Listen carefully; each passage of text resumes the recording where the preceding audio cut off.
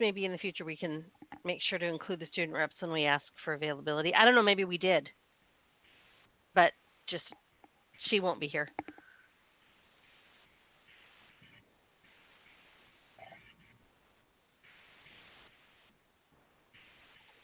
Hello, everyone. I'm just checking our attendees, make sure that I have all our board members here.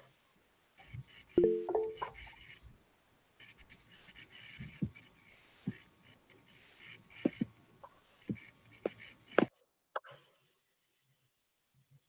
think I'm just missing Mark, so I'm just gonna wait a couple minutes and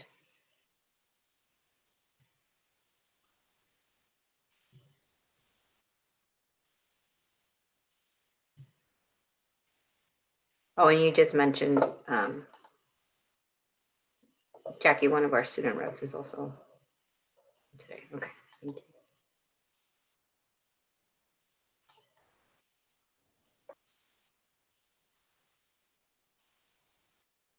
Okay, looks like I have everybody of our board that's going to be in attendance.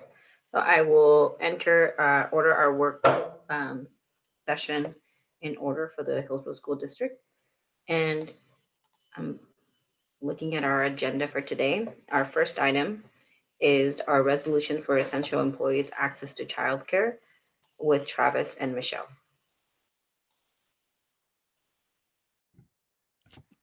Thank you. Yeah, Travis was going to start out. Yeah, is it possible for us to start with the slide regarding childcare that's built into the presentation? Yeah, thank you.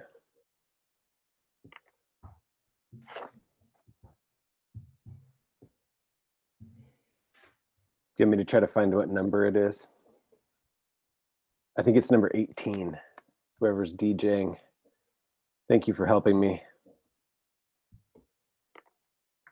So the situation before we get to the resolution is this. We've got approximately 40,000 students ages 6 to 12 in Washington County. And according to the Early Learning Hub, as of yesterday, we have about 700 slots of care available. What we've been working on is to network partners, including 211, the Early Learning Hub, Boys and Girls Club, Champions, Parks and Rec, et cetera, to expand opportunities for care in our region and in our district. So what we're recognizing is that the needs of families right now, especially of essential workers, is to have both care for their kids and support with comprehensive distance learning, and those families need to be able to work. This is a little bit of an extension of our conversation back to the emergency care facility we stood up at Century High School starting spring break. I saw a question about those numbers are for the county. I wonder if I'm missing what the question is.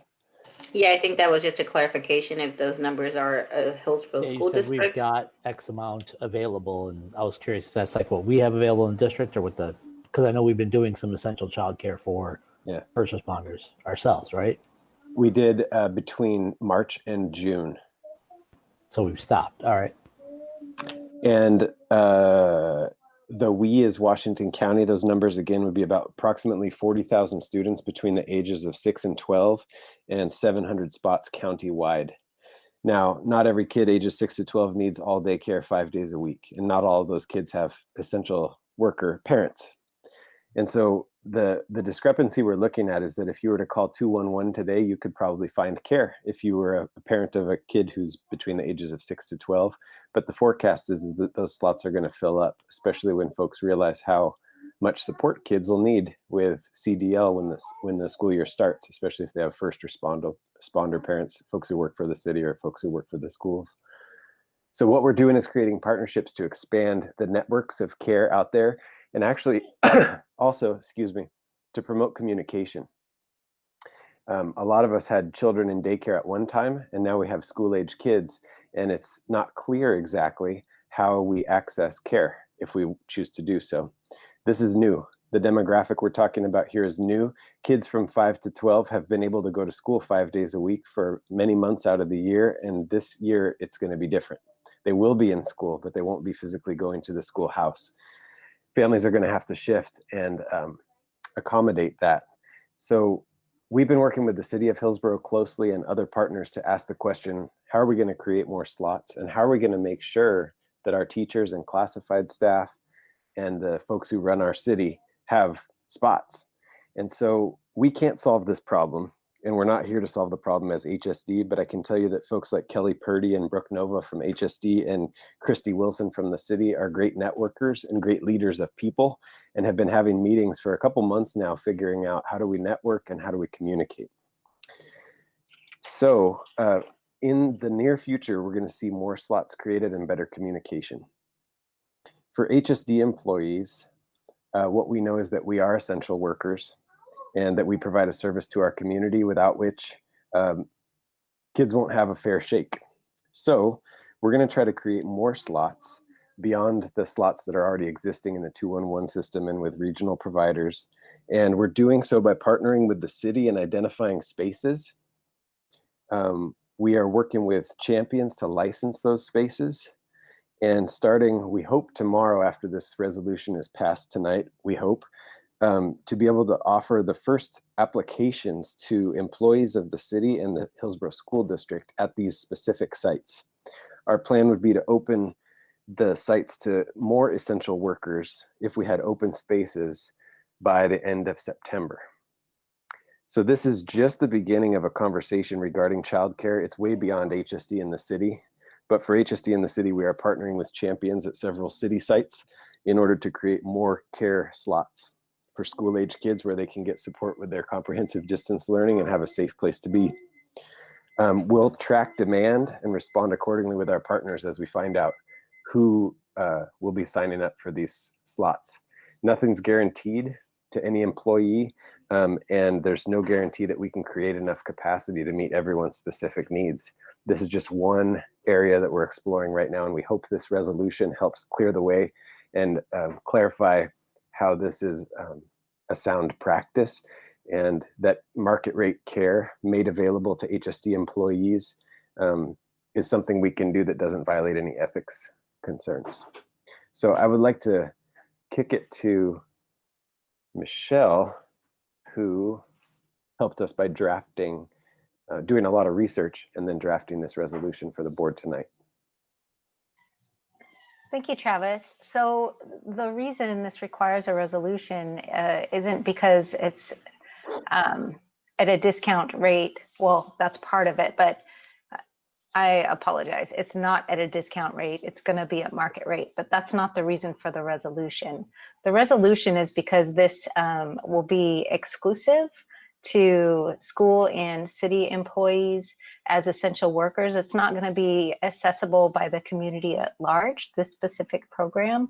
And so that kind of gives, that is something that our employees will have access to, that the general population won't have access to. And that's the requirement for this resolution, to absolve them ethically for being able to access that. If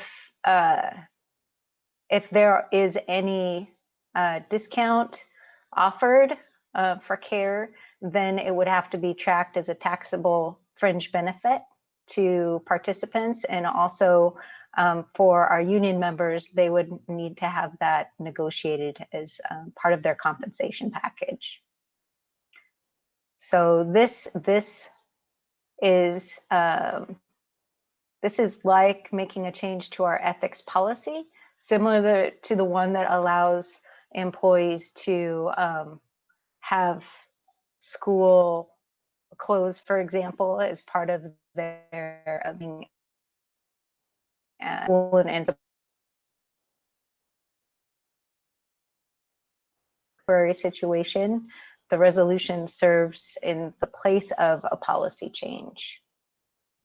So putting that forward, we're showing a resolution that was revised to include the definition for essential workers and exactly the language around educators as being essential workers. And so this one is updated from the version that's in the public packet to include that information. I believe there were some questions about that. So I'm happy to answer any questions you might have about the resolution or the purpose of it. Me too. Yes, Okay, Jackie. Oh, I was just going to say there was a question earlier before we get to Jackie's from Lisa about what is market rate, not the definition, but the amount. Right now, our negotiation with Champions is to be at about $60 per day. And so that's clearly above what is available out on the market. So we feel like we're in the clear at or above market rate. The reason for the cost is complicated, but it's really about stable cohort size and staffing. And so in order for this to pencil for that organization, that's the rate right now. We have a question from Jackie. I actually have a couple questions about the resolution. It says that the child care may or may not be partially or fully subsidized by the district. That concerns me being in there. okay. And the second one is the duration of it. So it's the duration of COVID-19 crisis or June 30th, whichever is longer. And that concerns me because the duration of the COVID crisis, that to me is too vague. I mean, this crisis could go on for 3 years. We have no idea, and that concerns me. So I maybe it's vague on purpose. I don't know. And my last question is, so this is a benefit we're offering to our employees with families. How is this benefit equitable for staff who don't have families? Okay. That's it. Well, Can I respond to the first part, Michelle, or did you want to sure. go for it? No, go ahead. Jackie, I think the space we're trying to create is that if we were to, say in December, figure out that by offering our spaces or city spaces at zero cost, which is essentially what the city is doing right now, that we could eventually get care that would be below market rate if we were able to contribute custodial and equipment and supplies and whatever it is that we can contribute in kind. And if we ever waded into that territory, we would want this resolution to absolve ourselves ethically from a violation. If market rate was $52 and we were offering care at $48, we would want to be able to allow that. We'd want staff to be able to take advantage of that. And then even if that gap between the market rate and what we're paying was taxable as a benefit, we'd want Michelle to be able to negotiate that in an MOU and create that space. And so right now we're not there, but this resolution covers us if we get there. So that's offering an additional benefit to our employees with families by subsidizing, even if it is taxable. Which we're not doing now. What we're doing is Right. offering basically like first in line to apply for the Champions program. For a week following today, staff will essentially be first in line to apply to a program that other essential workers will be able to apply for subsequently. And so the only advantage that I would have as a person with a family versus a person without a family is that I'd be first in line for a service that I need for my kids, and a person without a family wouldn't be in that line. For right now, but this is opening us up for in the future if we do end up subsidizing it. So then how are we going to equitably do that with you see where I'm going with yeah, that? I do. And we've talked through this. I think it's a question of equality rather than equity. I think it's for people who have families, this would be a benefit. And that in negotiating with the teachers union, for example, or a classified union, we'd have to name the fact that a person without a family would not need this benefit and therefore wouldn't gain from this, but would they be willing as part of the collective bargaining agreement to sign off for those who do need it? Much like the medical insurance would benefit someone with a medical condition that I wouldn't benefit from. And in a pool, I would, be paying into a pool for which I might not draw. That makes sense. Thank you, Travis. I would have likened it to the insurance pool as well. And that's a product of collective bargaining. And Jackie, I appreciate the questions because we've been talking through this and I want all the questions to be on the table because I think we need to be able to answer them as a group. So I appreciate the questions. So the other questions I had. Okay, so I think, along with the first part, the vagueness for timeline is just because there's a lot of unknowns right now, and we don't necessarily, we would want this resolution to stand and provide us flexibility to maneuver down the road, regardless of what happens with COVID. So that's it is intentionally vague on that point. So I guess we've already talked about the employees with families and the benefit. And I noticed Mark had a comment here. Would it be analogous to say we offer healthcare for dependents and some staff don't have dependents? Again, that kind of is back to the pool. And it's reflective of other things that have been bargained as well. Okay. Okay, so there's no budging in the duration of the. I mean, that to me is way too just vague. I understand if we have to come back and redo a resolution again, but that really concerns me, the duration of it. I'll be honest. I Is think, it fair to, sorry, I was just going to ask, is it fair to say that part of the reason is because it really is unknown how long our pandemic will either accelerate, de-escalate, or, I mean, I guess it's kind of hard to put a time frame around the pandemic. Is that the reason why there's well, that I big? think we've tied this to being named as under the executive order as essential workers during this crisis period. And so I think the intent would be to align with that, as we're doing with all of our other practices as well. So as long as we are in a crisis and considered essential workers, we would like this resolution to be able to stand for that duration. I would only add also that we're part of a partnership here, and we would like our partners to understand the duration of our commitment, which is lined out there. In other words, we don't want the city thinking that we are going to seek renewal for this in December and be wondering, okay, does that mean that it would, you disagree with this agreement at some point?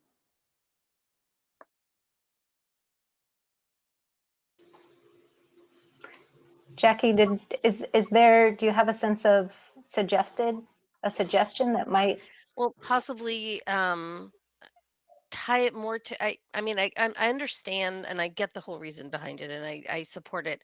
I don't like the duration of it. I think that the COVID crisis could go on for 5 years.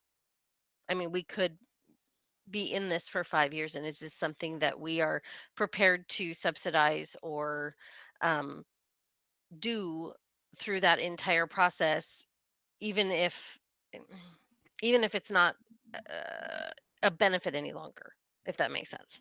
I just think it's very vague, and that So concerns me.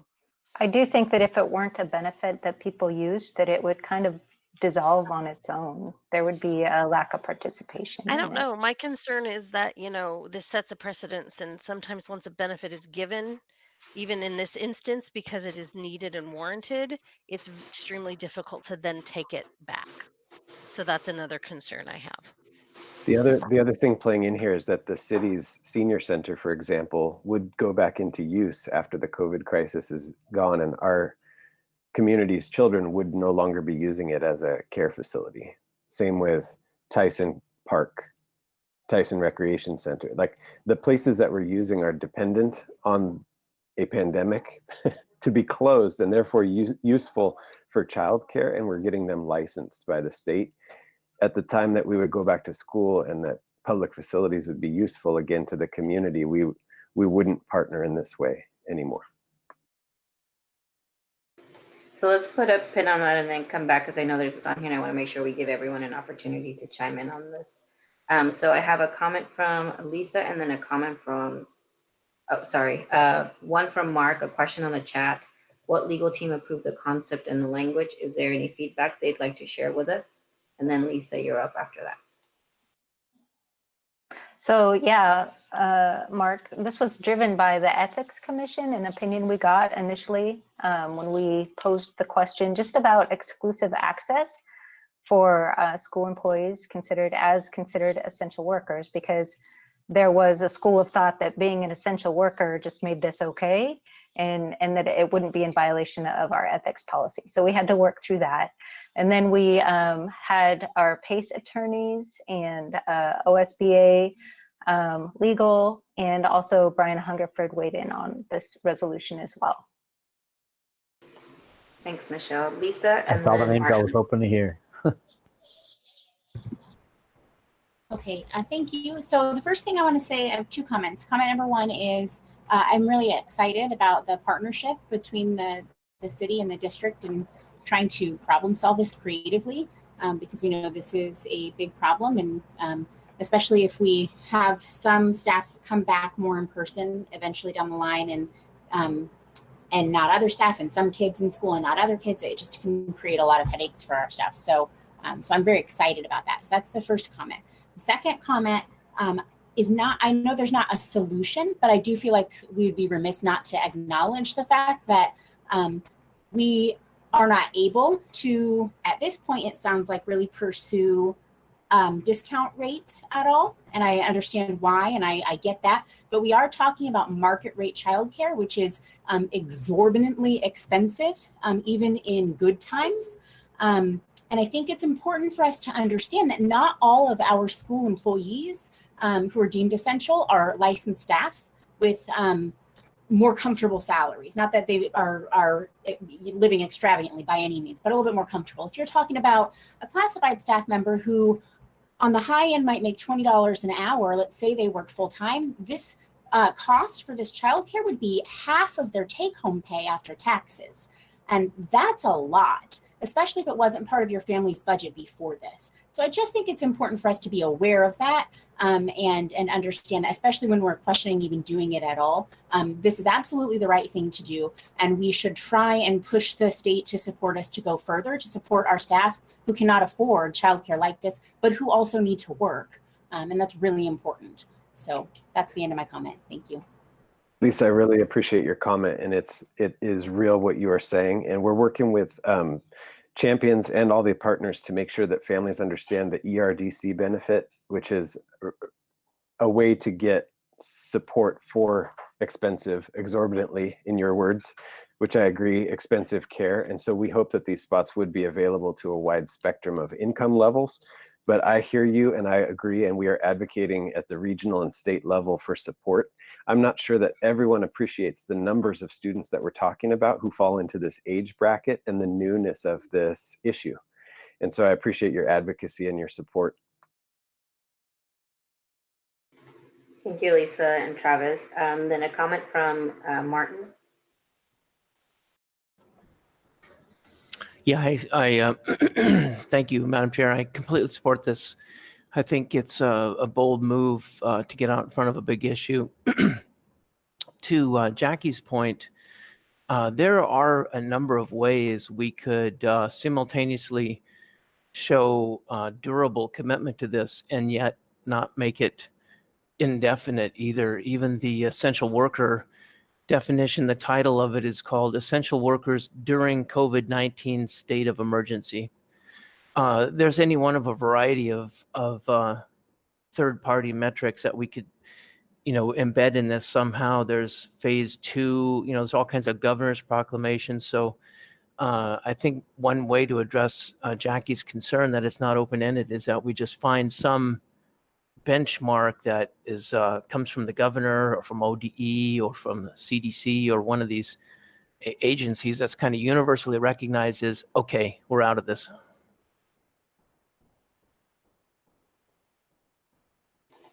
Thank you, Martin.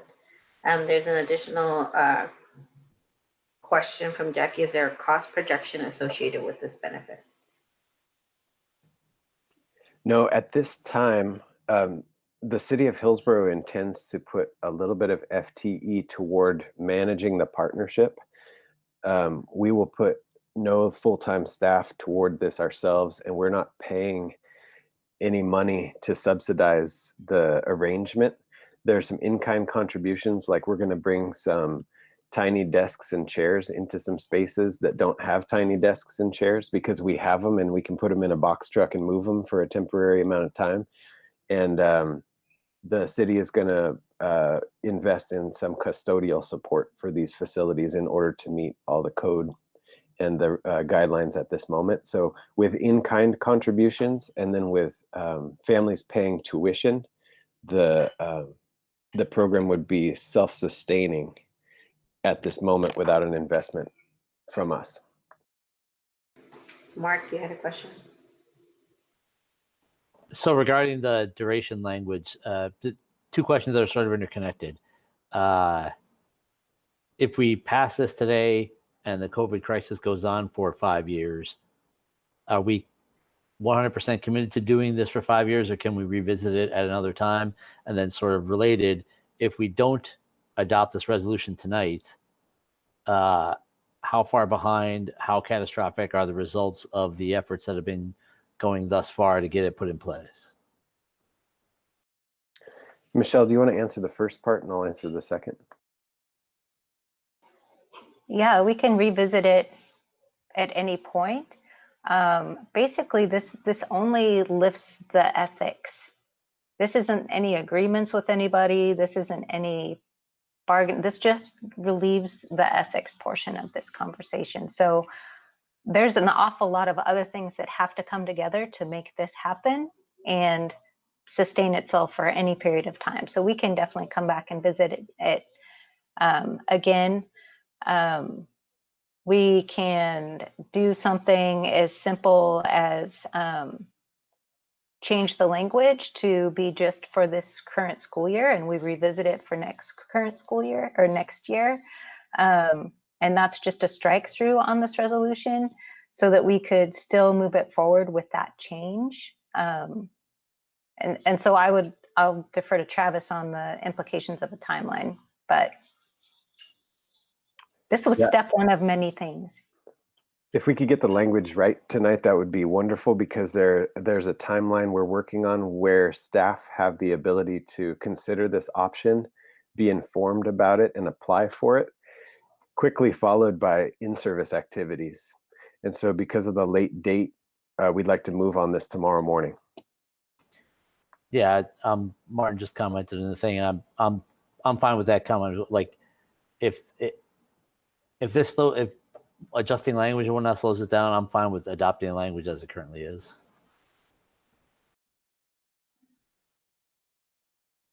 We could also just add something that's pretty simple. We could leave in the duration of the COVID-19, but review this annually with the board.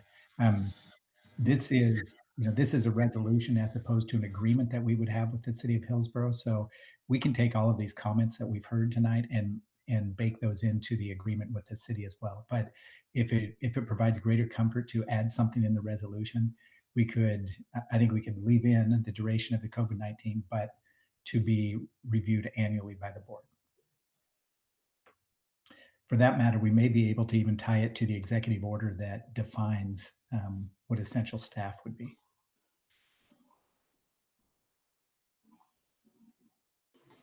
So if we feel comfortable with that suggestion of adding just the additional language of reviewing this annually, do we have to come back and have the board vote on that resolution separately, or can we do that now?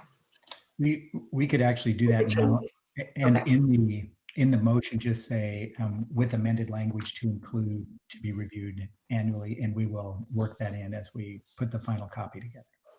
Okay.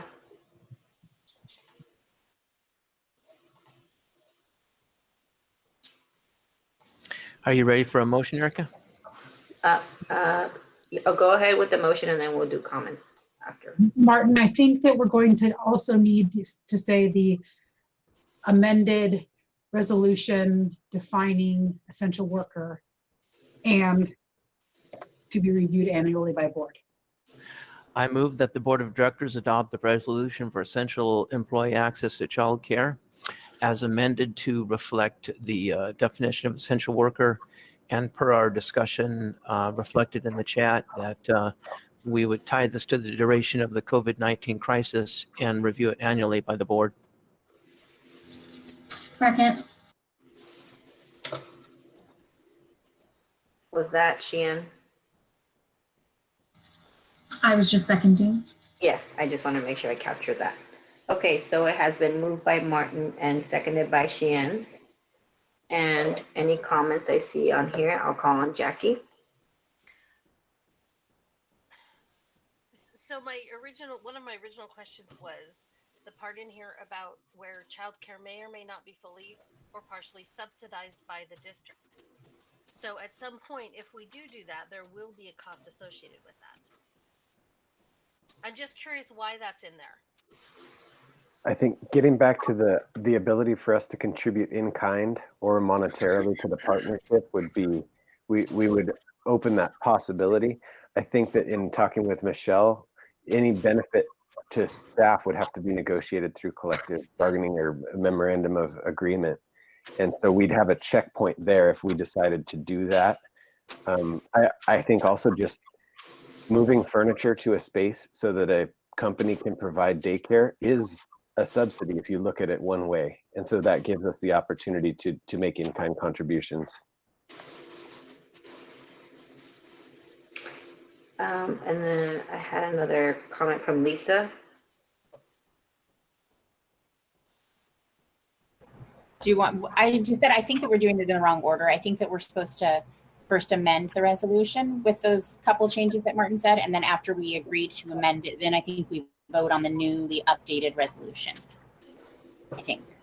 Well, we never made a resolution, so we didn't have to amend it. It's just, But we have to make the corrections to what we're voting on first as a separate motion. And then once we know what we're all voting on and it's properly amended, then we can decide to adopt it or not. I'm pretty sure that's correct. Rose would know for sure, so. I think you're right, Lisa. We have to amend the motion.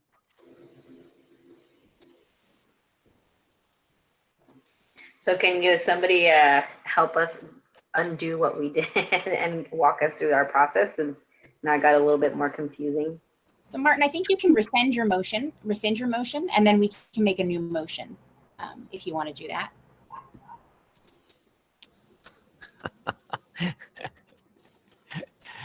well,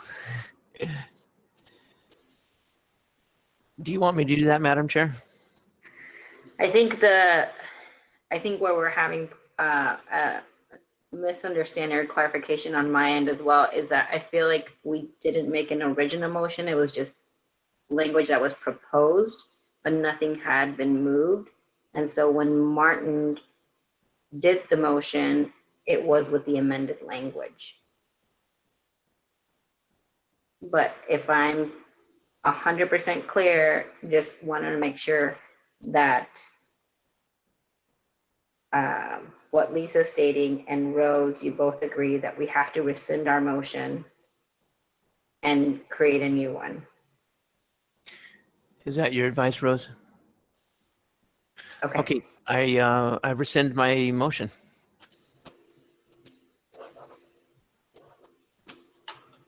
Thank you, Martin. Then go ahead and I believe we're going to go ahead and propose an amended resolution. Is that what you believe too, Lisa? That's kind of what Martin just did. So he did propose an amended resolution. So I think what Lisa's saying is we have to make a motion to amend the resolution, and then we have to make a motion to pass it. Is that right? Yes. So we want to first do, yes, but I need to know what I'm moving. And I feel like I'm really annoying you, Martin. I'm so sorry. I promise it's not a me thing. So we want to say we want to tie it, we want to review it by the board annually, and we want to tie it to the duration, to what's the second thing? The duration's already in there. Okay, so what's the second thing? It's the definition of essential worker. And that's already in the red line that we have presented. Right? Okay. Yes, but it doesn't appear in the packet. And so. Okay. All right, But I got it. But if I'm understanding, the first thing is we have to make a motion for an amendment first, correct? Yeah. Okay, go ahead. Okay, so I'm ready. Ready? Okay, so I move that we amend this resolution for essential employee access to childcare to include the definition of essential workers and add that this resolution shall be reviewed by the board annually. Second. And then we just vote on, are we okay adding those things, changing those? And that's the only thing we're voting on right now. And then we make the motion to adopt the resolution as amended. Okay, so it has been moved by Lisa and seconded by Mark. Is there any further comment? Okay, all those in favor, please signify by voting A or nay on the chat.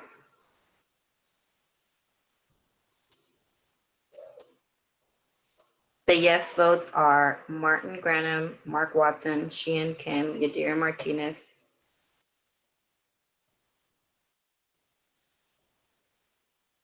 Lisa Allen, myself. No votes are Jackie. The motion carries. Now I'm looking for another motion.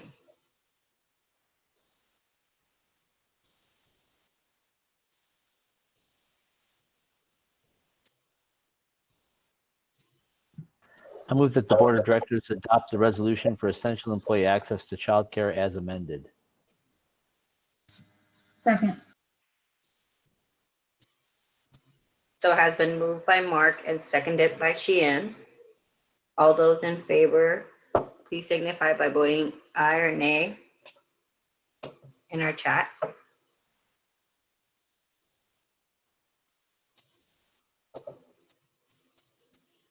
Okay, yes votes are Mark Watson, Lisa Allen, Martin Granum, Yadira Martinez, Sheehan Kim, and myself. No votes are Jackie Sprouse. The motion carries. Thank you for hanging on for that process. Thank you. Okay, we're moving to our second item on our agenda, which is our fall 2020 update. I'll start this one and then we'll hand it off to Dale here in a minute. As you know, we have been working on putting together a structure by which we'll provide comprehensive distance learning. Tonight, we want to share that structure with you and a number of the decisions, and not only the decisions, but the thinking and the philosophy that went into the background of some of those. Following this meeting, we will be sending this out to all staff and communicating with them regarding this structure as well. We have been in conversation with HEA and HCU on a variety of the things that we're going to talk about tonight. We will continue those conversations this week as well. You are going to see on here a variety of different items that we're going to cover, everything from the schedule to athletics and activities to PE and music, which I know you've been getting questions on. The reassignment of staff, we're going to cover a variety of things, and we hope to answer any questions that you might have this evening. And there's going to be a number of us that are sharing, but we're going to start with Dale. Wonderful. Good evening. First, I want to send apologies from Fran, who's celebrating her son's 17th birthday tonight. So she's not coming to join us, and Audrey had prior engagement. So you're stuck with me, but I've taken really great notes, so I will be referencing them. So first of all, as we talk about the fall 2020 plan, I just want to recognize Travis and his leadership and just the tiers of work in the blueprint work that we did this summer. We had school teams at every single level, between a half dozen and a dozen people at every single school team, in addition to the district level teams. We had union representation on every single team. So we had hundreds and hundreds of people in our schools, teachers, community members, chiming in, giving feedback throughout this planning process. And so it's a product that I'm really proud of, and I think it serves our kids well. And throughout the entire process, we kept coming back to those key equity questions, looking at what our students need and what our community had asked for, and continued to share their insights. I think it would be amiss to not tell you that just like some of the information that you receive, sometimes you'll have somebody say, how are you even thinking about not going back? And then the same walk through Fred Meyer's, you have somebody say, what are you thinking? You know, the other side, right? Like, get our kids back to school, don't get our kids back to school. So For example, in the elementary portion, which I will talk about in just a minute, we had 22 pages of input, and it didn't always align. And so it's really important for us to understand that there are different perspectives. And as we made our plans for the fall, we really focused on, and not in particular order, but consistency and stability for our students, including those relationships. We have said all along, our district's about knowing our kids by name, strength, and need, and those relationships and connections to teachers, and knowing that they have one person in their corner is really, really key. The second one is serving the instructional needs. And I think we've heard loud and clear that some students did not engage in distance learning like other students. And throughout our entire system, K-12, there's a real concern about making sure we focus on K-3 and providing those baseline skills, those foundational skills. And I had high school principals saying, whatever you need, like we know that that our early learners really need to have additional support. It's hard enough for us to be online in our Google Meets classroom. Can't imagine it if you're 5 or 6. So a lot of support for that. The third one is really responding to the needs of our families and our students, and making sure that we think about how Hillsboro is unique, and we are a community full of resources and assets, and we also have unique needs. So that was a factor. And then the last one, and not necessarily in this order, but making sure that we follow the ODE guidance, the TSPC guidance, and make sure that we're within the contract. You know, we appreciate the partnership of HEA throughout this entire process, and this is difficult on all of us and difficult on our staff, and we want to make sure that we honor the contract that we have in place and build a plan for the fall that follows those expectations. So here we go. So instructional experience, our goal is to develop that rigorous, comprehensive distance learning experience that's accessible to all students, engages all learners, and is culturally responsive. Additionally, we want to prepare for hybrid learning when allowed.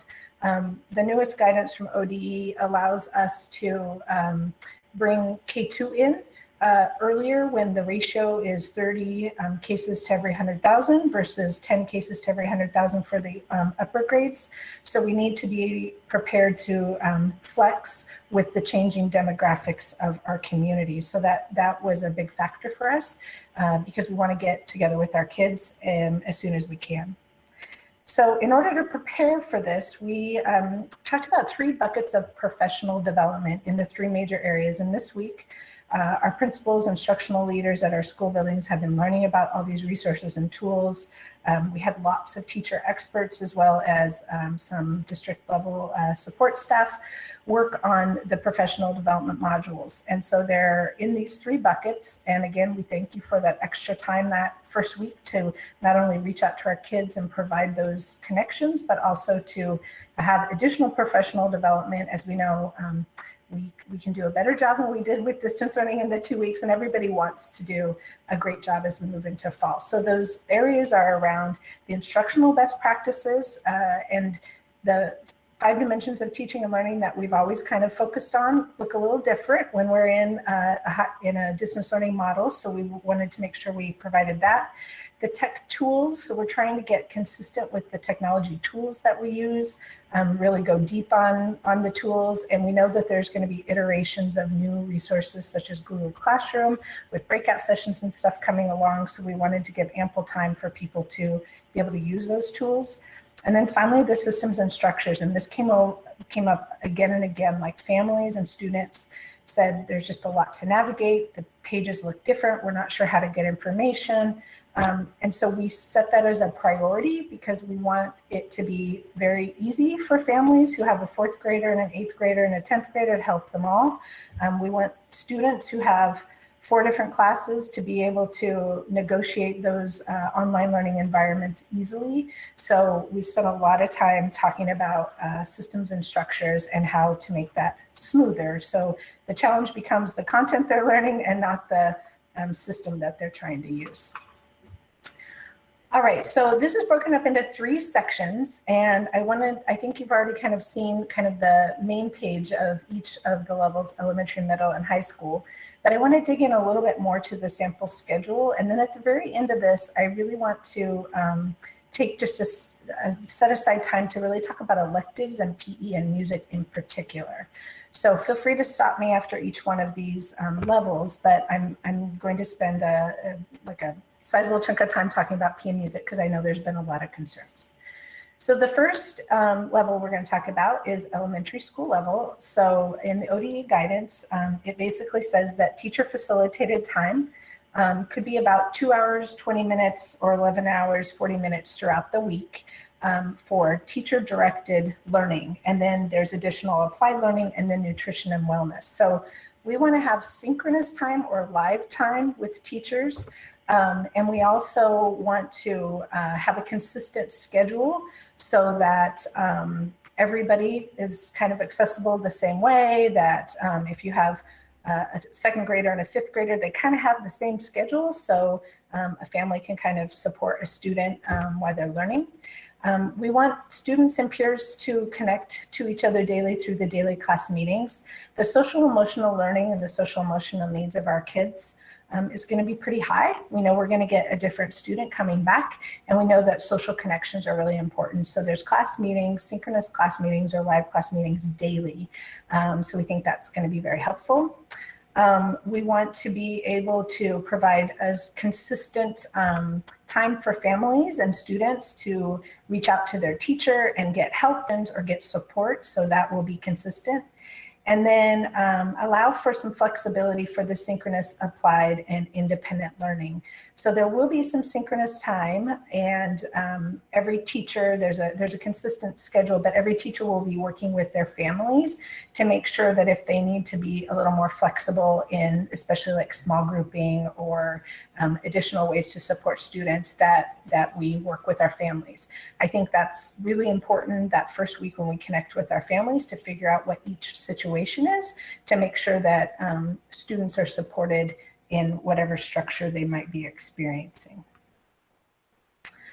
Okay, so the sample schedule for elementary school. So we obviously believe in a well-rounded education. We want to make sure that our students have ample opportunities to learn PE and music and reading and writing and art. And in the ODE document, it talks about prioritizing complex learning during the in-person live time. And so we want to make sure that those things that are most challenging for kids, and we know as educators that that's often learning to read, the math concepts and skills, definitely take priority in the synchronous time.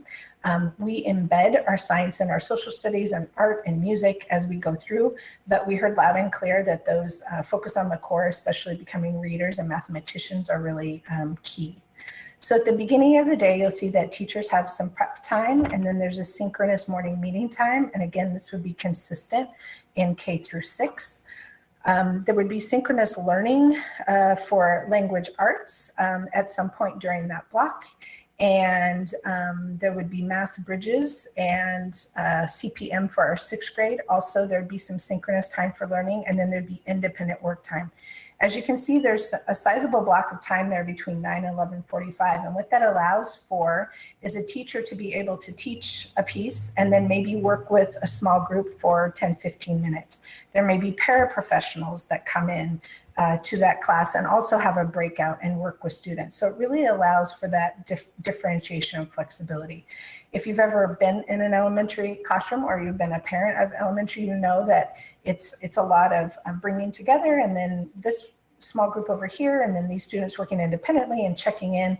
And so to try to do that online, there's going to need to be some structured time and a lot of communication with our families about what their student needs and how their students progressing through the learning and lesson. We have a break for lunch, and then some more synchronous math time. That's like the calendar work that we normally do. And then you'll see it's called WIN. We call it WIN time. It's the what I need time. And again, that's an opportunity to differentiate for what individual students need. So there may be some students that come to WIN with the teacher a couple days a week, may work with an ESL specialist, may work with a tag specialist, may work with a paraprofessional, and it could be for the whole time, could be for part of time, but it allows us to flexibly meet some students' needs. From 1 to 2 is some asynchronous or applied learning, which allows kids independent work time. We would also be posting the PE and music lessons, which I'll talk about in just a second, during this time. And then teachers have office time. And then at the end, a little bit more planning and prep time. On Wednesdays, those look a little bit different. There's still some synchronous morning meeting time and opportunities to do some math and language arts synchronously. But a sizable chunk of Wednesdays is to give some what I need time, some synchronous time, and a lot of planning and professional development time. Again, we talked a lot about consistency for students. So if we get to come back in hybrid, and we're hoping that we do, students that are in K2, because of the small class sizes that we have set up, should be able to come to school 4 or 5 days a week. We've got to work out the busing on that. But the students would be able to come back more consistently because we can work around the social distancing requirements, whereas students who are in grades 3 through 6 would do that like Monday, Thursday, and Tuesday, Friday. So this kind of structure would be familiar to them if we and when we get to come back. So that's kind of the structure of the school. Now you'll see PE and music. I want to speak to it just for a few minutes. So in order to get our class sizes down into sizes of 20. And again, we're very concerned and wanting to prioritize our early learners becoming readers and mathematicians. We needed to get that class size under 20 in order to meet the 6-foot social distancing requirement in the classrooms. And so one of the things that we are looking at is bringing our PE and music teachers into the classroom and working with the team teachers in the school that they have been serving in. So they already know the students, they already know the staff, and they'd be working collaboratively with the PLC in order to become a classroom teacher. Every principal is working independently with their PE and music specialists to place them in an appropriate place. We wouldn't want a teacher to not get the support they need. And we definitely are doing some professional development training on our new language arts curriculum, a lot of it this fall. So that's a great time for them to learn and to learn the online modules with other teachers. And we're also giving some training around the math and bridges. Additionally, Arsama Tovar, as our elementary teaching and learning expert, is reaching out to each one of them to basically assess their level of concern about teaching certain contents, see what kinds of supports that we need to provide for them to make sure that they have a successful experience in the classroom. We will still be doing PE and music lessons. There will be one PE teacher and one music teacher who will basically produce PE and music lessons, 2 per week, that will be pushed out through the classroom teachers' Google Classroom. So the classroom teacher will direct students to the PE and music lessons that they can do on demand or asynchronously, either during the asynchronous time daily and or on those Wednesdays. So kids will continue to get the PE and music lessons. They will just be able to do it at their own time. And there will be different lessons per grade level that they can access. This really does allow us to get into those small classes in K2, which while we're in comprehensive distance learning, it also allows those teachers who have fewer students to get students into small groups more often so that they can do that direct teaching of the literacy skills and the math skills that they need. Let me see. Questions so far, or shall I move to middle?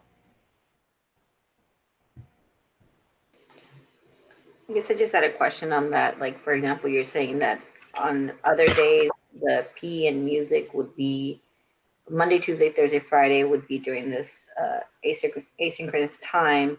But on Wednesdays, it would be during that synchronous time, big chunk on Wednesdays. It would be half music, half PE, or one or the other. So currently, students in a regular brick and mortar experience would get 2 PE and 2 music classes per week. And so they will be offered 2 PE and 2 music classes per week in the distance learning model. So kids can do it asynchronously whenever they choose to. On Wednesday, that really is support classes, synchronous support classes but not all students will be involved in every Wednesday synchronous classes. That allows for that differentiation and flexibility. In elementary school, frequently you have kids who might get small groups every day for reading and small groups 3 times a week for math. So it's very difficult to do in the schedule that we currently have. So we need just a little bit more extra time to do some synchronous classes for some kids, and that's what Wednesday's for. Thank you. Jackie, you had a question? Just to follow up, Erica, that was a really good question. So PE and music will be asynchronous twice a week, pushed out by the sorry, the classroom teacher. What Yes. I guess I understand what asynchronous is, but what does that look like as far as, I mean, are we gonna, how do we make sure the kids take it? Is there attendance? Is, that whole question. Yeah. So Is one it of on the your things- honor?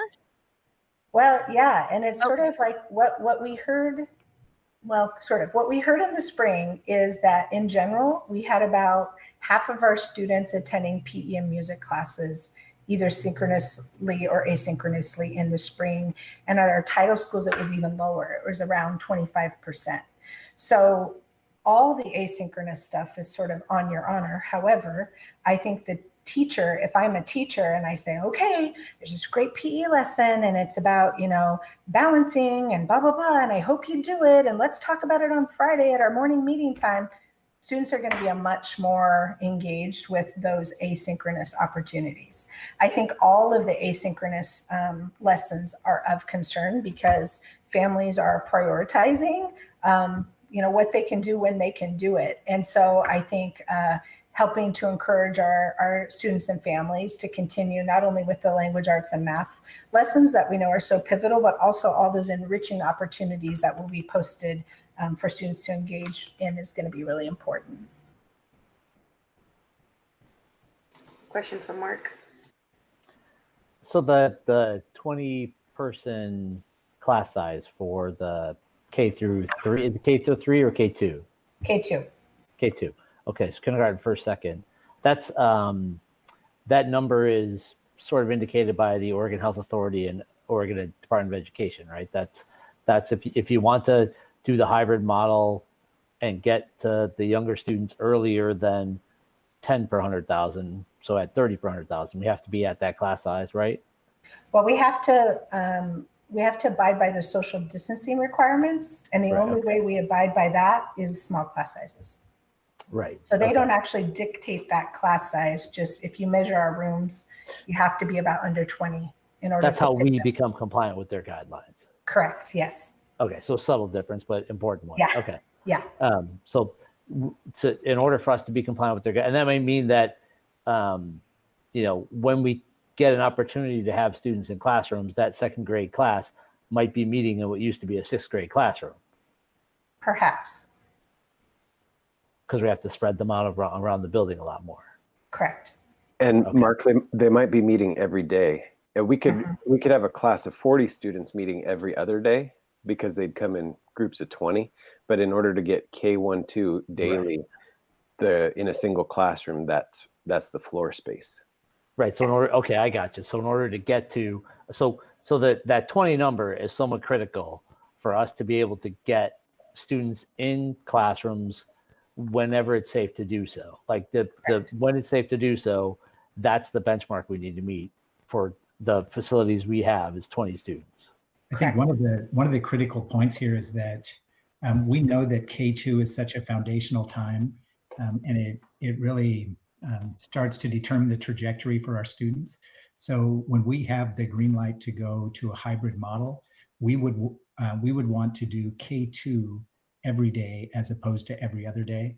And that's why the big desire to get K2 at a lower class size than the other grades, because it allows us to meet every day within that class, within that teacher's classroom, just on a daily basis. So because of the foundational level, foundational impact that it has, and really the exponential payoff or the return over time, that's why the desire to do that.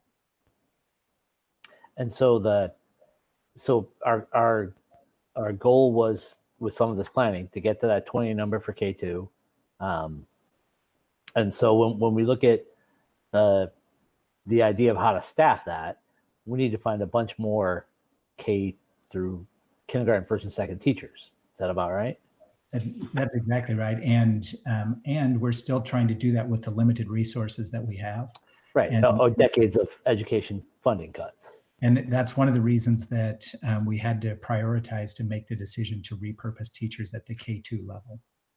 Right. And so that's, I appreciate that what we've done is given opportunities to our existing workforce to repurpose that way, as opposed to telling them their services aren't needed for this year or for as long as we're in COVID comprehensive distance learning or hybrid model. Well, hybrid is part of comprehensive distance. That's exactly right. And that was another huge goal for us, not only to provide the best education that we could with the resources that are available, but our other goal was to make sure that we kept all of our staff members employed.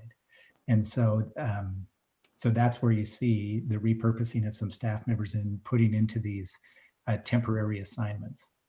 And so as we looked at our budgetary situation, I know going into last fall or whatever, and even some cases this spring, as we were anticipating Student Success Act dollars and a budget from the state, that all of that's blown up and out the window. So with the reduced amount that we're expecting, are we anticipating having to lay off staff, or do we think we'll be able to keep just about everybody?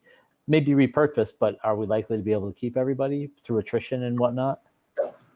I can speak to that, Mark. Yes, we've had through attrition some folks resign and retire, and so we haven't had to, reduce our force. And one of the things that I also wanted to hit on as we were working through this process, we had conversations with the union as we were processing these pieces. And one of the things that we really wanted to land on is how to create stability for our students. And that stability is so important for them as we think about those foundational skills. And having that PE and music teacher who already has a relationship with all of those students, and working with their principal to kind of find that space for them to best serve students with their skill set, and also with the team that they would be working with. And so all of those pieces of decision making steps along the way were very purposeful, and were very responsive to the needs of our students. Sorry, go ahead. Just to provide a little more specifics to your question, yes, we've been able to retain everybody. With the classified staff, with some of the reassignments that have been necessary, there will be a portion of some people's day that will have to employ the work share option. Okay. We still will, though, retain full benefits for every staff member. And that's something that we feel very positive about. To be able to do that during this time especially, and to keep everybody employed was a huge win for us. And we appreciate the flexibility, particularly HCU, as we've worked with them very closely over the last couple of weeks, just the flexibility that has been exercised in order to make that a reality. And our conversations with HEA have been a little different, because we won't need to do the work share issue there, but we will need to have some temporary reassignments. So we did have to do work share with HEA in the spring, but we're not anticipating having to do that in the fall. That's correct. And then for the folks in HCU for whom we have to avail ourselves of the work share option, does the work share essentially make them whole for the week? Yeah, the reduction would be up to 20 to 40%. So they would still retain, their hours through that support from the Oregon Employment Department. All right. So just to clarify that a little more, and then Kana and Michelle, if I don't get it exactly right, please correct me. With the work share, let's say there's someone that is participating in work share for 20% of their hours, then they are able to seek unemployment for that 20%, while at the same time retaining the rest of their schedule and their benefits as they previously had. Right. So if somebody at 20%, we're still going to be utilizing them 80% of their work week for district activities. Yeah, there's a bit of a range there. It's between 20 and 40%, depending on the available work as well as the skill set. But I mean, at this point, we're sounds decades of cuts. We're not dealing with what's a great option. We're dealing with the least bad options, kind of. And for me, it feels pretty good to not have to lay anybody off. And it seems like you guys have done a pretty good job figuring that out. That's something we were excited about as well. And I don't know, maybe excited is the wrong word, but yeah, it's not. Excited is not the right word. But when we look around the general economy, and I'm going to ask the financial questions, right? So when we look around the general economy and the amount of unemployment we're dealing with and potential rise in that, to be an employer who doesn't have to let people go is, I'm somewhat proud to be part of that. Yeah, me too. Thanks. All right, so let's move on to middle school. So in middle school, if you could advance the slide, please, Rose. So one thing to think about with middle school, and it's a little bit of a shift, again, we are thinking about how we provide consistency and flexibility, and also preparing to go shift into a hybrid model. So in middle school, students will take their core classes synchronously 4 days a week, in addition to some asynchronous time. Because of the cohorting, when and or if we can come into a hybrid model, kids can only be in a few cohorts. And so we really have prioritized those core classes that they would come in for synchronously, and you'll see that in the schedule in a minute. Students will have advisory 4 days a week. And again, it's the same thing like a class meeting to support their social, emotional needs, connection with the teacher and student. Electives, PE, health, music, they would be doing synchronously at least 1 day a week, and possibly other times in the afternoon, but additional synchronous learning for those contents as well. And the schedule is going to be consistent for families with different flexible options, and also office hours like we are doing at all levels. So if you flip to the schedule, at the top of the day, we have time for asynchronous or applied learning, and that's prep time for a teacher. And then students will have math, science, language arts, and social studies, and they will have live opportunities to connect with their teacher 4 days a week in those core areas. They will also have advisory daily with a consistent group of peers. And when and or if we come back, we would be able to offer that as well for students. They will have lunch, and then the afternoon, there's asynchronous time, but there also is opportunity to bring kids in small groups, or for example, they would be doing a synchronous opportunity for like band on Wednesday, but they may do the woodwinds synchronously on Tuesdays as well. So there's some flexibility there. If I were a student who was doing art, I might do my synchronous art class on Wednesday, but my teacher may be helping a small group or the class on a Monday as well. So there's a lot of flexibility in how we offer this holistic education to our students, but really making sure that we support those core classes Monday, Tuesday, Wednesday, Thursday, and do the asynchronous or on-demand lessons for electives, PE, music, etc. In the afternoon, there'd be a set office time again for parents and students to get support, and a teacher plan and prep in the afternoon as well. This is unique for middle school in the sense that it looks a little bit more like an elementary school as we prepare them for high school versus more of a junior high sort of model. I think all of the principals and the teams that supported the planning of middle school are really excited about that what I need time between 1:30 and 2:30. It does allow for teachers and paras and specialists to pull small groups of kids as needed to fill those differentiated needs of kids, as well as having time on Wednesday to support student needs as they come to fruition or come to the surface so that we can support them. We did hear from our middle school kids when we did, and from our parents, that 6 classes was just a lot. Like, it was a lot for them to kind of organize. So we think really focusing on the core and utilizing those 2 hours and 30 minutes predominantly around the core for live sessions, Monday, Tuesday, Wednesday, or Monday, Tuesday, Thursday, Friday, and then do additional support is a great way to support our students' instructional skills, but also offer them a well-rounded education. Questions on the middle school schedule?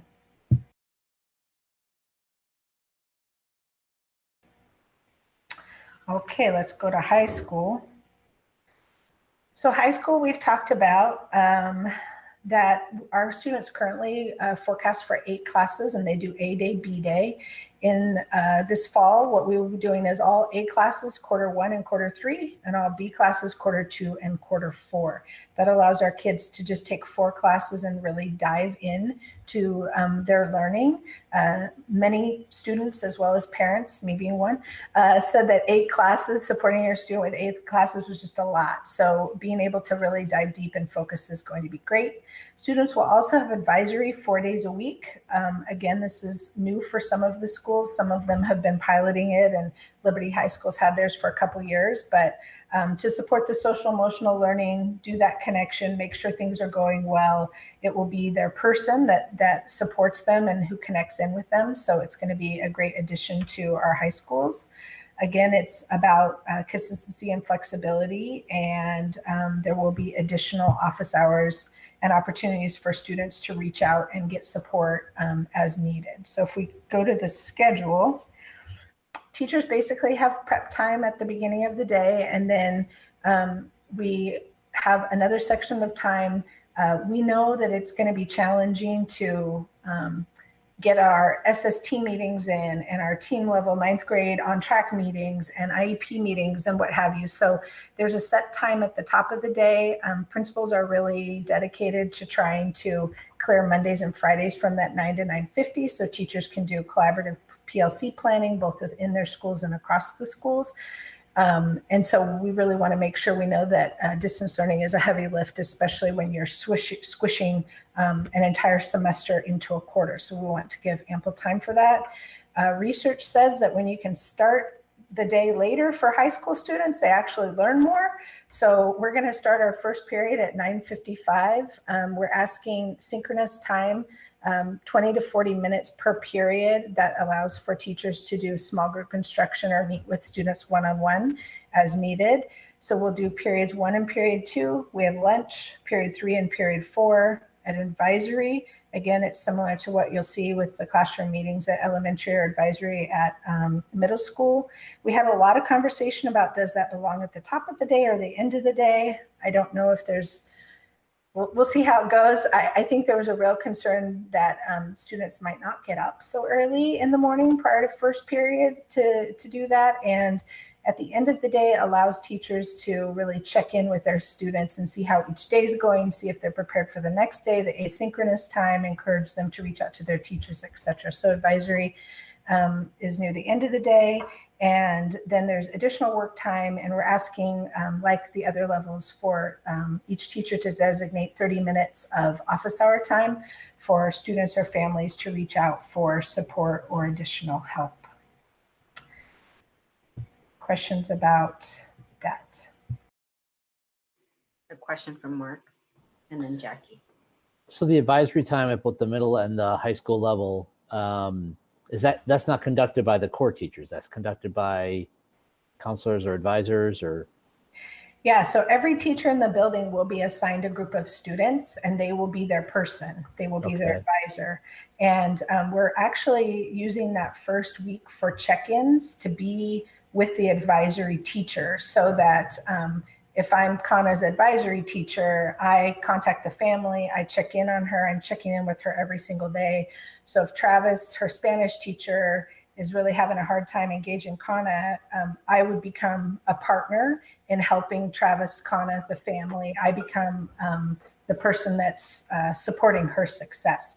I might also need to reach out to counseling or grad coaches or further support, but really having kind of a one person that's their person in their corner, their advocate, their advisor, their go-to person, we think is going to be very helpful in making sure our kids stay connected during comprehensive distance learning. And you might also be Kana's algebra teacher, or would that be, if you're the advisor, that's what you're doing? Yeah, I also might be one of her teachers. Might not. Okay. I might not be, but we try, right, to connect kids to teachers who teach in their level. For schools that are new to it, they might have somebody that maybe they don't know. But like both Hill High and Liberty have had an advisory program for a while, and so they'll kind of stick with that person. We know those long-term relationships with kids make a difference, and so we want to be strategic about placing kids with their person. And so those advisory sessions, are those one-on-one, or are they in small groups, smaller than a normal class size, or? Yeah, they're in small groups. They're about 20 or 25 plus or minus, and we will do social emotional lessons. We'll talk about organization. We'll make sure kids understand how to use the technology. We might provide the college and career counseling. Historically, our information about college and career pathways and such kind of pushes into language arts or social studies classes. They kind of bounce around and support, but that'll be really difficult because time's so limited. So that might be an avenue there. So there's a scope and sequence for the advisory lessons that Brooke Nova and her team have been working on. And it's around, Travis, you might have to give me the name. It's around the careers. So the new world of work are the career standards, and they map onto the Castle standards for social emotional. Yes, thank you. New world of work, yes. And so in the last question on advisory from me anyway. So in the event that, during the advisory sessions, you do realize that Kana's struggling with Spanish and she might need some extra help. How do we have that built into the collaboration schedule amongst teachers for you to contact the Spanish teacher and let them know that I think you have a student that might need a little bit of extra help? And then how is it facilitated for that teacher to give that student extra help? So that would be at the that additional work time, that like peak time. That allows for some collaboration within the school. And then Travis might say, oh, well, tomorrow my lesson, I'm going to have an extra 10, 15 minutes. I can check in with Kana, or, okay, I'm going to make sure I connect with her during my open office hour time. Or I have a paraprofessional and I can have that person connect with Kana during open office hour time and make sure she gets the support she needs. So it allows for a lot of flexibility. Kana, I'm sure you're doing great in Spanish. Thanks for being our example. Muy bueno. Thank you. Let's go with Jackie and then Lisa for questions. I'm sorry, that's really funny. Poor Kana. So my question about high school is, I have two questions. The first one is, teachers are teaching and being online for a very long time during the day, and I'm really concerned about our staff and their health during that time. The second question is, how are AP classes going to work with this schedule? Because that's the question. Yeah, good questions. So the first one is so the guidance from ODE talks about a maximum of 250, and we know that's too much. We're asking teachers to be on a minimum of 20 minutes, period 1, 2, 3, 4, and then that advisory for 25 minutes. To do the check-ins, attendance, we have to take attendance every period, but we're recommending no more than 40 minutes. So it would be 40 minutes. Teachers would have 20 minutes off, 40 minutes, lunch, 40 minutes. So do you think teachers are really going to take attendance if that's going to take that much time out of this really compressed schedule? By the way, I love the late start. I do. I think that's brilliant. We have to take attendance. So one of the things that we're working on with our team is to try to figure out how to do that efficiently and effectively. So it could be that I have a paraprofessional pop in and jot down notes. It could be I screenshot, the list of kids and put it in at the end of the period. Or maybe we come up with something magical, and Google supposedly is coming out with an attendance module in October. So we're hoping that's super helpful. but we might come up with something magical where kids come in and they push a button and they go on a list, a Google list or something. So we are trying to work around that. It's one of the hot button questions. And in the most recent guidance from ODE, it said you have to take attendance every period, and we might make some adjustments to this requirement. So we're hoping that maybe they make some adjustments, like we have to take it twice a day instead of all of the classrooms, because attendance counts not only for synchronous time if I show up, but if I turn in an assignment, it counts. If I add in my thoughts on a chat, it counts. So potentially it could be a thing, and we don't want our teachers to spend all their time chasing attendance. We want them to engage with kids and teach. So we're really putting a whole bunch of effort in trying to figure out how to do that well. Okay. And is that your two questions? Did I get them both? No, AP. How are AP classes classes thank going you. to work?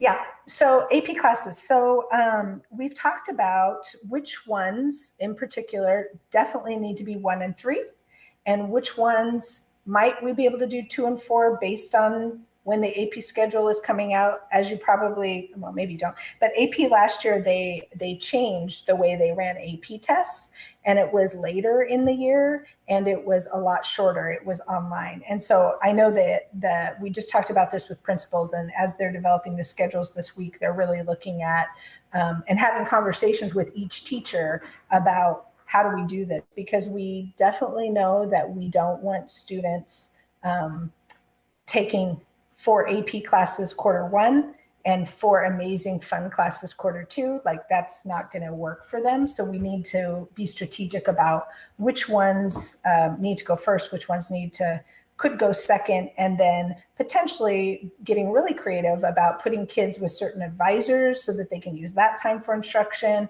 or open office hour time to get support. So it's definitely something principals are working with the AP staff and IB staff to look at as they're creating the schedules this week. So isn't AP right now, if we were going to go back live like we did last fall, isn't AP every day or every other day for the entire year? No. No, it's just Okay.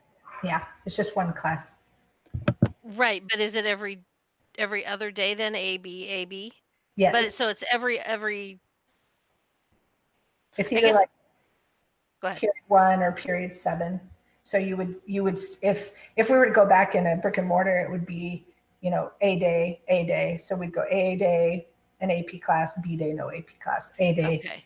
Yeah. So but in this instance, they're going to be missing a quarter of classes. So it's going to have 1 quarter classes, no classes, 1 quarter classes, no classes on AP. Yeah.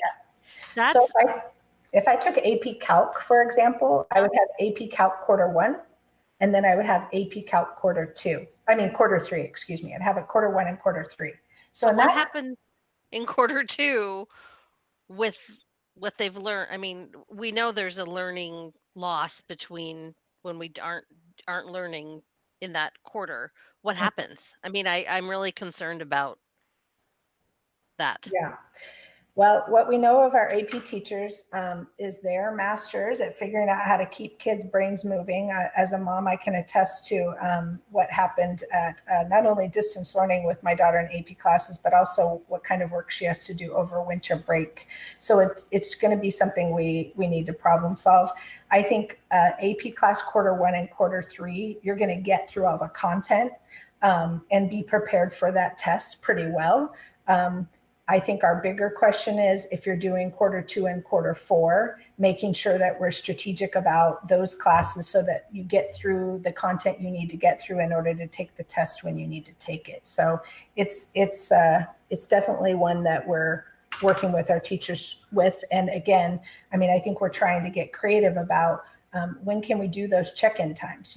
Could that be part of the Wednesday schedule, where the teachers are doing synchronous time with their AP class throughout quarter 2, just to keep those skills fresh and practice some problems while they do that preparation. And then once they get back in quarter 3, they're jumping on the AP content again. So yeah, I know we do have amazing teachers. Our staff is amazing. I'm just concerned that we're asking, especially the AP teachers, that's a lot to manage. I think the other thing I would throw in, it is definitely a lot to manage, and we're We're equally concerned about our English language learners, our special education students, our differently abled students, our students that have been marginalized over the years and that we know have been disproportionately impacted during this since March, since we've been in person together. And so we too are trying to problem solve for that group of students as well, because of course we know that the impact has been much different. Just a question for on the attendance piece, and I don't know if this how it works, but is the teacher able to collect the stuff, the maybe comments or things from our chat function on like when you're doing the classroom? Like if students just come in and just say here on there, can they just collect that? And that's the check, that's the attendance. The students themselves have to just type in their here. I was just wondering if in the meantime, as you know, we have technology come up with a button or solution. I didn't know if that was something that I think even when we have our meetings here, or I've had them in other platforms, you're able to just collect the chat feedback, and then that serves as a record for us in meetings. So I was just wondering if that may be an option. That is a fabulous question. I don't know the answer to. I don't know if Jordan knows that. Do you know that, Jordan? Yeah, so I mean, the teacher has the ability to do that, to collect that record. There's also some state laws around that only the teacher can actually mark the attendance record or the substitute. So we're not allowed, even if we could automate that in some way, right now, state law would not allow us to do that. So those would be some things we'd be looking for additional guidance from the state on if they would allow that. But currently state law, only the teacher of record or substitute teacher for that class can actually physically mark the attendance record. Got it. Thank you, Jordan. I guess reimagining how to do things differently in this format that we have. And I appreciate the flexibility. And I know it is a lot to ask for a lot of our teachers and our staff, and that's just what we're all grappling with, is figuring out how to deliver the best possible education under our current pandemic. So I appreciate all the work that you've done on this presentation as well. And oh, Lisa's comment was just yes if you're recording. So I'll make sure I'm not missing anybody's questions. Lisa, you had a question? I might not have put it in there. I thought I did. I meant to. I don't know if I did. Okay. I have a couple questions and comments. So I may have missed it. I don't think there's a Wednesday kind of light version at high school that you were talking about. Like there kind of is at the elementary and middle school, where it's more like structured, like intervention or supports for students. Is that something that's happening at high school or not? It is, yes. Now that you mention it, and I'm looking at this, I'm like, this is probably not the version I should have included in here. Yes, it's the same sort of thing. On Wednesdays, it's the what I need time. So students won't join in synchronously periods 1 through 4, but we're asking teachers to kind of hold space so that they can either reach out to students that perhaps have disengaged or work with small groups, or they might even just work on assessments with a colleague and do some more planning and prep time. So we are asking for some flexibility during those times. We also know that with our students experiencing disabilities, our English language learners, they may need some more on Wednesdays. And we had originally talked about, if we get to come in a hybrid model, it would be really awesome to offer opportunities for us to come into school on Wednesdays to get additional support. So we would also be doing that in our high school schedule as well. Yes, thank you, Lisa, for that catch. Well, thank you. Okay, and then a couple other questions. So I know I've asked this before, but I want to make double sure and ask again. We are not going to be penalizing students at any level for missing out on any of these synchronous opportunities in order to go and get food from food service, because our schedule is happening throughout the day and so is our food delivery. So yes, that's really important, and I just want to make sure. Yes. 100%, you're right. And we actually have been working, very thankful for Carol and Nate Carol and I get to talk all the time, so I appreciate that. But we are trying to think out of the box on that, including sending times where students know that the bus is coming and they can go out and get their lunch. And in high density areas, giving like a time span. So saying you're at X neighborhood from 11:45 to 12:15, the bus will be parked there so you can go get your lunch. So if you're an elementary student, you might pop out at 11:45. If you're a high school student, you might pop out at 12:05. So being really flexible so that kids can efficiently go get their lunch and then come back, and making sure that teachers understand how to flex and catch kids up. And again, I think that's where it's really nice that we have so much time that we can do differentiated small groups. So if kids need extra because they ran to get their lunch or took their little brother to go get their lunch, that we can still make sure that we keep them caught up and engaged in learning and progressing. Yeah. Okay. And then two other things. So I guess the next one's kind of related. So are we asking teachers to record and post their synchronous lessons so that students who had to leave can access them, or is that going to be just something that gets caught up individually? So that's actually a conversation we need to have. I've heard. Oh no, I got kicked off, didn't I? Oh, are you still there? Yeah. No, sorry, I think you broke for a second. Sorry, I was just talking to myself and then I wasn't gone, so everybody heard me going. That's awesome. I think that's one of the things we need to talk about. We actually just talked about it in our Big Six meeting today with our other superintendents about how we're handling that. I think there's very good reason to record some portions of some lessons. I'm not sure if every single lesson needs to be recorded, but I think that's something we need to continue to work with HR and HEA around, because we don't want students missing key instructional pieces that are impossible to catch up, whether that's asynchronously or at a different time.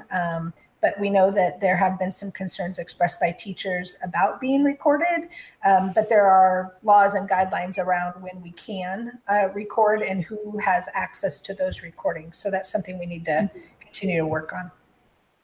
Okay, last question. My last question is, when we have in-person school, elementary students get some mostly unstructured kind of play recess time around their lunch, and I didn't see that in the schedule. I just saw lunch, and of course obviously they're not going to like come and play on the playground, but are we able to like kind of push into our schedule like, hey, take 15 minutes and play outside if you can, or like do something that someone's not telling you to do, like make a stack of paper or a house of cards or something? Like, can we do something like that in that schedule, in that lunch time?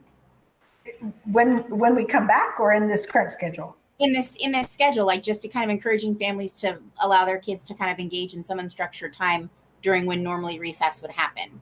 Absolutely. And on that schedule, it's like an hour block of time for math. We wouldn't expect little friends to sit there for an hour. That we can barely sit here for an hour. So definitely, and I think that's where having some of those synchronous PE and music lessons might also encourage kids to engage in those time if they can't get up and stack the paper or run around. So definitely that's something we have our eyes on. And Dale, we talked with Francesca, and at like 10:30 to 10:45, there's a pocket of time in there, Lisa. What did you say? There's a what time?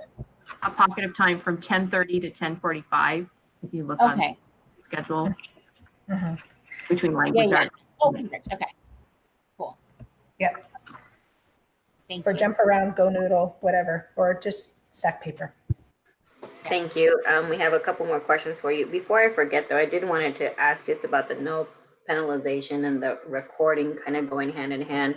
I think that it's great, like for, picking up lunches, but you also have a lot of older high school students that are providing support for their little brothers and sisters sometimes when the parent is either working or unable to.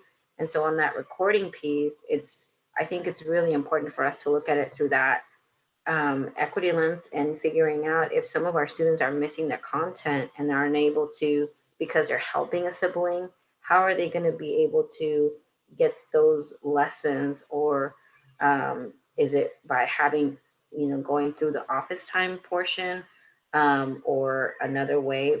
I just wanted to make sure that I raised that as an awareness. Yes, 100%. We agree with that. I mean, that's why we really need to have those discussions about what should we be filming and what should we be putting up for students, and then just also making sure that there's flexibility in terms of the support time, either at the end of the day or on Wednesdays or whenever it's going to work for students. I think, again, that's where an advisor really comes in handy, because if I find out that, you know, Connor's struggling with her Spanish class because actually she's helping her kindergarten sibling log back on at that time and it's difficult, then I need to circle around and work with Travis and come up with a different way to support her. So I think it's just really imperative our kids well. Thank you. Okay. Question by Mark and then a comment by Martin. Two things, sort of build it, just the catalysts that come from the conversation with my colleagues. So I guess first Erica or Lisa, building off what Erica said. So our colleague Yadira shared last week the challenges of a parent with two working people in the house, and so what kind of asynchronous opportunities are we going to provide for people who cannot just, it is impossible for their 6-year-old to stick to the schedule that we proposed. Yeah, again, I think that's where we're really going to have to make sure that we are posting the lessons so that kids can access them, and making sure that we know which kids are struggling. We also have guidance that we've created for parents and caregivers so that they can come alongside. So if a student is under the care of someone else and doesn't have support from families or siblings, that we can work with that person too to perhaps help get them logged on and help support them. So I think every situation of our students, we need to be able to problem solve. And so it just really comes down to knowing what they're facing and figuring out how to work around it and do the best job we can to support those individual student needs. And sort of building off what Lisa said, that unstructured playtime, especially at those early grades, yeah, you know the data better than I do, that almost equally important or almost more important, our job is that social emotional learning how to work in teams, learning compassion, learning that you don't punch the person next to you when you disagree or even yell at them. So I don't see it. Do we just hope that happens as a natural byproduct of being in a Zoom session together? Or like you said, like in kindergarten, normally it's a lot of, okay, you guys go over and work on this and then everybody come back together. Do we think that happens as a natural byproduct of what we created, or do we think it's a good idea to carve out social emotional learning opportunities? We're carving out social, well, let me be honest. I think that's everyone's concern, right? We're all worried about the socialization and this isolation of all of us. And especially not just students, right? Fair point. Exactly. Yeah. However, I'm sitting in a dark room, right? Yeah, exactly. Exactly. Myself. We're all missing each other in the body language and the leaning in. We are doing class meetings, and we know in a brick and mortar that's really, really important for kids. It's a time where we just like check in on our feelings. We get to learn about feelings, how to problem solve, that sort of thing. So we are doing that daily. Even on Wednesdays, kids will have those morning meeting times because it's just the predictable, consistent, this is my group, this is my teacher, and we talk about things and we learn about things. I think we all want our kids to come back, even if it's in a hybrid, because it is important for those social emotional learning, and especially for our little friends. You know, if you look at the data around what our kids learn in kindergarten, first and second grade, it's often body control. And that's why we invest in preschool, right? So I think it's the best, it's a good model, what we have created. Is it exceptional? Are we all jumping around? Clicking our heels? No, we want our kids back. But I think we've created a schedule that allows for small group connection. It allows for connection with the teacher. It allows for connection with peers. It allows for social emotional learning and processing each day. So I think we've created a good model. I appreciate the teachers and the experts that have chimed in on creating this model, but we need to be together. And so like that, I've mentioned this to Mike and I'll advocate for it once again. And I don't think it's productive for us to require it. But, people are getting together in very small groups safely, outside, backyards, 4 people, 6 people, spread apart, face masks.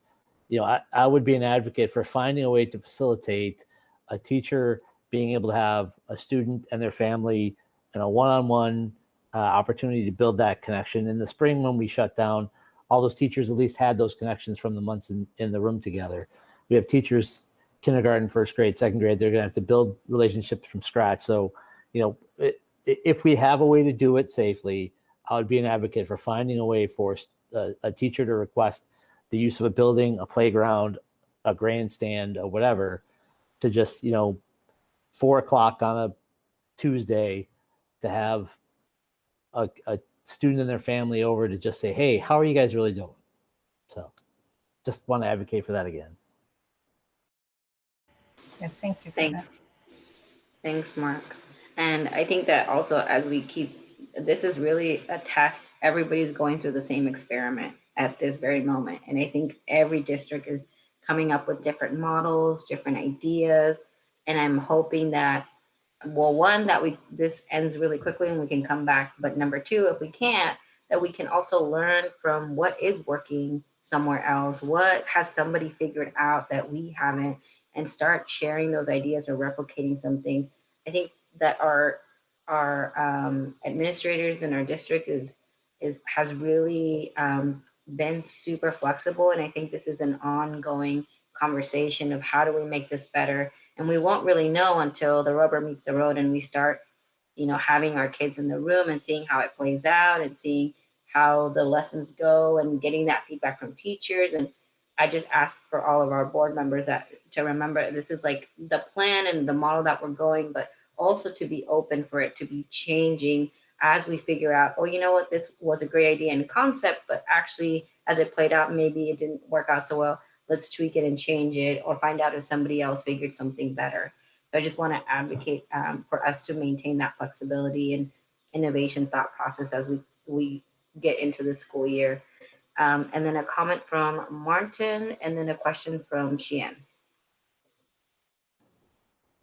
So I want to begin by saying this is awesome work, and I fully appreciate how epic and wonderful this is. And I salute the work that's gone to get us from here.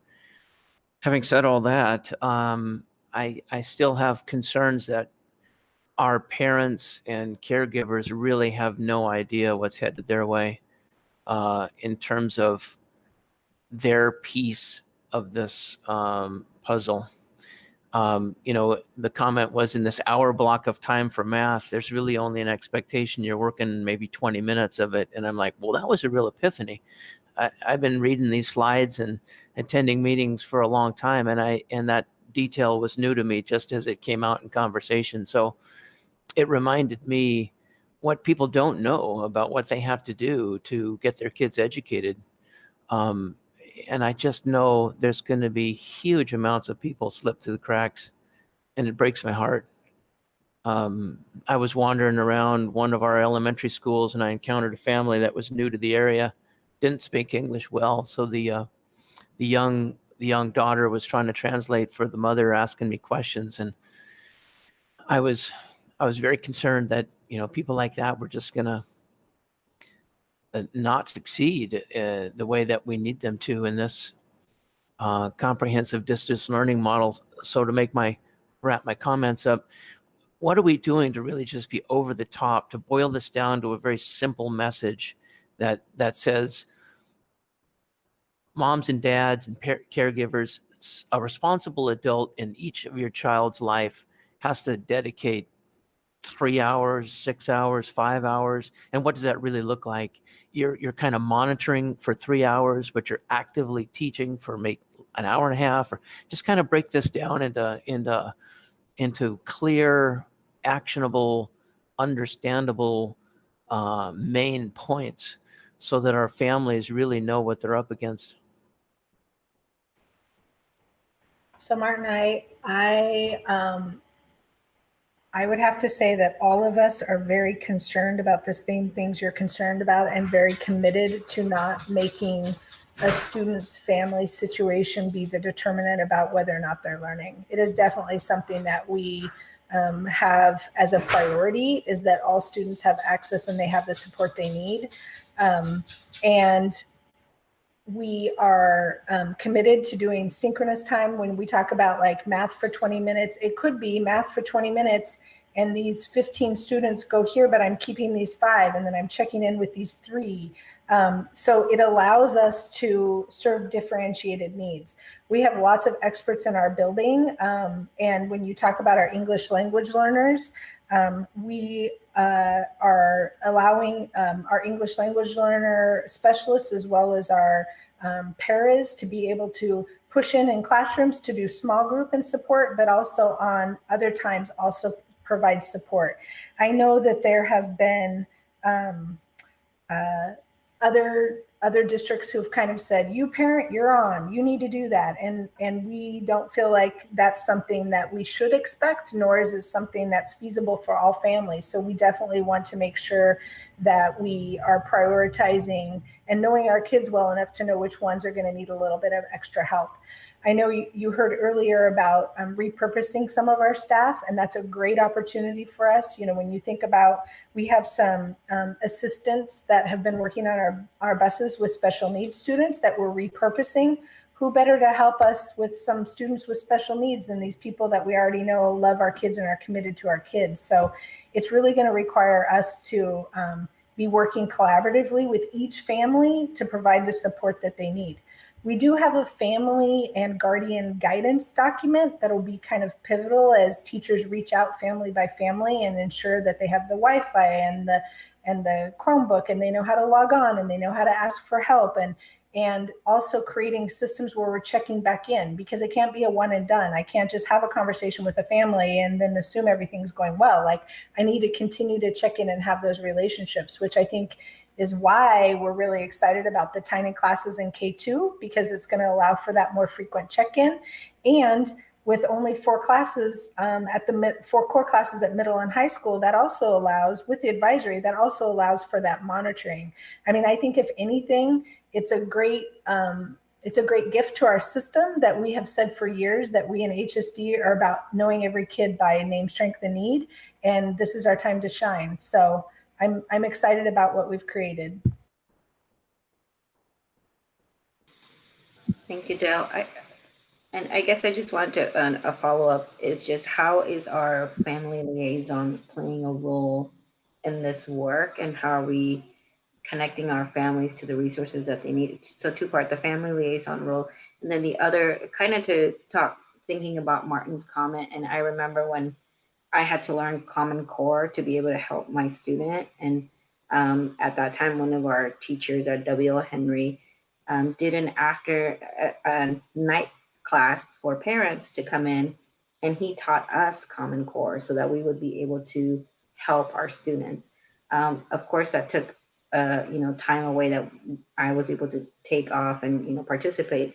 But I'm wondering if there's some even resources that we can start collecting or figuring out how to share that in English and Spanish, and ways that our parents can either watch videos or understand, or figure out ways that we can also bring our parents on this education journey, especially because some of them aren't equipped. Like I didn't know Common Core, and we'll struggle with other things, literacy. And I think this is an opportunity for us to figure out, how do we bring our parents on this educational journey with us? Yeah, I'm happy to answer those questions. And I think Olga might be on, although I can't see her right now. We're creating tools for families and caregivers right now through our family liaisons and through our instructional folks. Just today, we were talking to some of the care providers in the region and understanding the need for bilingual supports so that families can understand what's going to happen. Kind of getting back to what Martin was suggesting, like boil it down. Tell us what is happening during the schedule. How do we log in? How do we support students?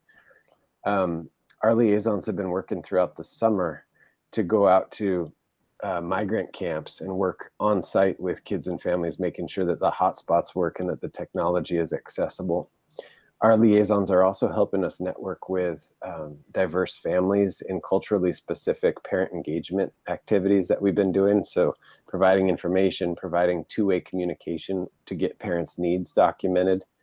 They've been working with a team of folks with surveys and phone calls to make sure that the basic needs are being met, the educational needs are being met, and really mapping how we can support our community and network other community partners to provide resources for families. So we are doubling down, and the folks who are working as liaisons are incredible. The work that we've done to deploy technology through them and just to make sure that families have access is remarkable. And we have really talented people doing that work. So I hope that answers the question about liaisons. If I could also add in, one of the questions about, back to one of Martin's earlier questions, how are we going to make sure that the families understand what this looks like and really how can they best support their students? One of the things that we're excited about for that soft start that we have that week where we're re-engaging with families is to start sharing that type of information. Not only will we be sharing information on this schedule with the staff tonight and then tomorrow with our community in a broader way, but just those opportunities to make those one-on-one calls and those connections at the school level, whether it be the outreach folks or whether it be the teacher reaching out to them or the counselor, there will be an opportunity for those connections. And I think that is the reason for the soft start, to make sure that that all of our students are well situated for more of a positive experience as we move into the year. And Connor, this would be a good time too to talk about just the various groups, the various different categories of work, that the repurposing of staff and those reassignments on a temporary way, what those entail.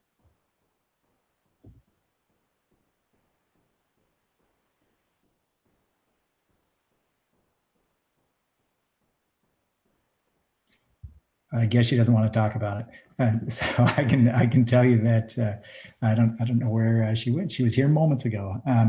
I can tell you that one of the goals for the reassigned staff is to make sure that kids are not falling through the cracks. That's exactly the concern that led us to that and wanting to keep people employed. Those are the two concepts that came together to do this reassignment work. We want to make sure that we will have staff members that are available to man a help desk, for students and for families. We'll have people available that will call and check in the evenings, and we'll alter some hours for some people. So we really doesn't happen, and we know that that's an uphill climb, but we feel like just having that additional staff gives us a chance to meet that need.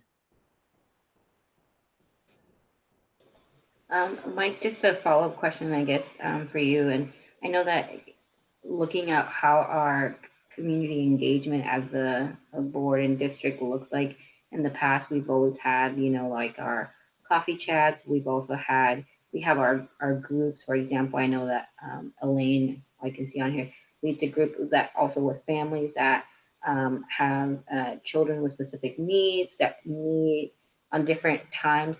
How are we imagining, having those meetings still where we get to hear from parents, or we get to have those that feedback for us as well? Yeah, we are continuing to do those, just in a virtual manner, and providing support to make sure that everyone can access. So the plan is to continue that. Beth and I have been talking a lot about, what will it look like as we do our coffee chats, or as we check in with our affinity groups, or as Elaine's been meeting for years doing this, and she's going to continue that. So our goal is to continue that, and just to provide the support necessary so that people can access it. Yeah, I think that, and Rose, you just chimed in that Olga's meeting with the PAC group, but I think that's another avenue that we utilize. I think when I've seen a lot of the feedback, like what are we doing with students that have special needs, or what are we doing with our English language learners, that is an avenue that we've cultivated through many years to be able to give that information to our families. And a lot of our families have been with us for a long time, so they kind of had those relationships, but maybe also promoting those to new families that are coming into our district that aren't aware. Martin, you're unmuted, FYI.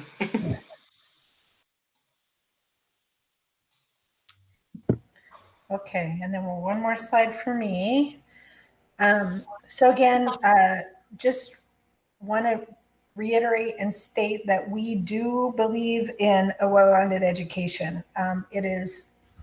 We need to make sure we prioritize the core. We heard that from our students and from our families that they're really concerned about making sure their kids are readers, writers, that they become scientists and social scientists. And so definitely making sure we prioritize the core, but also thinking about how we do distance learning and then prepare to come in a hybrid model is requiring us to think differently in each area. So again, our values and priorities around those relationships and all those smaller groups for connection, but also for the what I need opportunity so we can differentiate, continuing to listen to our voices of students and families. And I'm also on the heels of what Erica was saying, we also have our group of parents that are parents of students who identify as Black or African, and also our parents who identify as Asian or Pacific Islanders. So we're starting to expand and elevate the voices of our groups of parents and students. So that's really exciting. We need to continue to hear them. And I appreciate your comment, Erica, about being flexible, because these are the plans. Like, none of us took classes on how to lead in a pandemic. So we're really relying on the wisdom of each other. And I've appreciated the consortia of the Big Six, and Travis and I also work with the Washington County superintendent, so we can just mine the wisdom that's out there. We're better together, even across districts. We need to make sure we continue to focus on our students most at risk and re-engaging those that are perhaps struggling in this distance learning model. So we will continue to use the layers of outside of our core teachers and our advisors, which includes our family outreach liaisons, our graduation coaches, both at middle and high school levels, our counselors, our resource specialists, everybody, all hands on deck as we support our kids. We will be continuing with electives and our college and career pathways CTE courses. Again, at elementary, students are still going to have music and PE 2 times a week, but those will be asynchronous lessons. In middle school, they will have PE, music, and electives synchronously at least 1 time a week, and then asynchronously weekly. And it might also offer opportunities for us to do even small groups if teachers see that there's needs for students, whether that's a fun group, like we're going to get the percussion group together, or we're working with a group of students that are really struggling with some concepts in health class or in art class. They want to get a little more assistance in that. So that'll be really beneficial. In high school, as we think about the electives and the CT and college and career pathway classes that we're offering, we first have to make sure that we meet the graduation requirements. So those are prioritized. And the college and career pathways and CT courses that students request and forecast for, of course, those are going to be prioritized. So we're going to continue to offer all the great things that we know kids love. It's just going to be a little bit different. Thank you, Dale, and I apologize, Sheehan, for missing your question on there. So go ahead when you're ready. No worries. My initial question has actually morphed into a couple of jumbled thoughts and additional questions. But no, first, I just want to appreciate the sample schedules, and I can't imagine the amount of time and coordination and thoughtfulness that kind of went into preparing this. So thank you all for sharing this out. One of the thoughts that is kind of in the same vein as what Martin had mentioned about having clear expectations for caregivers and for parents is, being mindful that, we have many parents and families who have school-age children in multiple in all grade levels. I personally know families who have 5 kids, ranging from kindergarten all the way up to high school, or even my own sister, she has 3 kids who are all, in elementary school. And so as much as it is possible to coordinate some of the lunch times or something like that to where it is actually manageable for parents, I think, would be, I know that is likely already in consideration, but as much as we can do of that to help alleviate some of the I guess, some of the time intensiveness it takes for parents and caregivers to get their child online, especially for the younger grade levels, I think would be, I think our parents and caregivers would very much appreciate that. And then my question was more so around class sizes. I know that, you know, we've only discussed lowering K through 2 in the chance that we do go back to hybrid or full-time learning. What are the class sizes going to be for middle school and high school? And then when they go into the small group breakouts or some of the smaller group times, what, how small are those groups? How many students are generally going to be a part of that group? Good question. So I think most class sizes we try to have around the 30 to 1 ratio. Because of the small class sizes in K2, I think elementary is just a little bit higher than that, around 33. And I think in middle and high school, it's around that 33 to 35. You know, we definitely wanted to cap everything at 40. So if we come back in a hybrid model, you can bring in the 20 and the 20 and you can do that. But in general, they look very similar to what they would be in a brick and mortar schedule.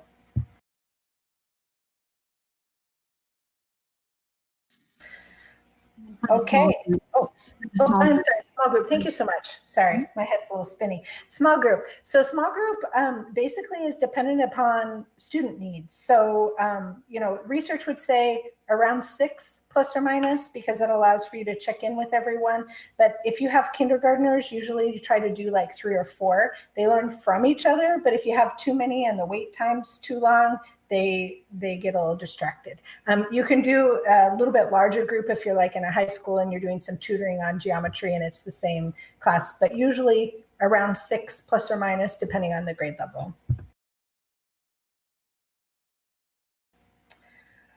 Okay. Other questions or yes? I think we're moving on with considerations for special education and then EL and dual language. Perfect. Thank you, Travis. I'm going to hand this off to Elaine, who will be discussing this slide. All right, thank you. So as far as serving our students experiencing disability and our students who have 504 plans, these are just some kind of basic pieces. So ODE has mandated that we do synchronous specially designed instruction. So that means that students are learning their specially designed instruction in real time. That will happen both through the general education setting as well as in some Wednesday special groups or individualized sessions or some things like that.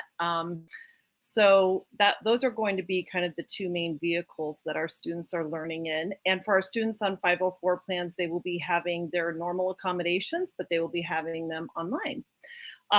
So they will be receiving their accommodations that are listed on their 504s and their IEPs, and all meetings that are 504 meetings and IEP meetings this year, we are going to hold virtually. That's generally the safest way to do it and the way to include the most people that we can in those meetings. So that's how we'll be doing those.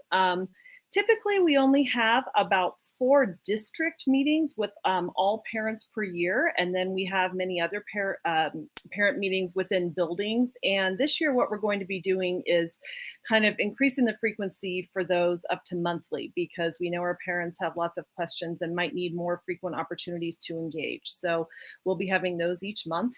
And then teacher leader teams are working on just a number of different strategies and tools that we can use to support our kiddos. And so you can kind of see some examples there, but they're sample schedules, kind of some various data tracking tools that could use different types of computer programs and also just hand tracking, specially designed instruction examples. So a student might actually see what a lesson looks like completed before they start it. So they actually have some models for them.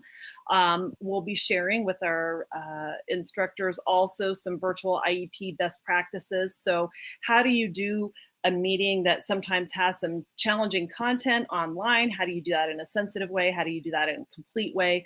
And so we're working on all kinds of tools to share both with students, families, and our case managers.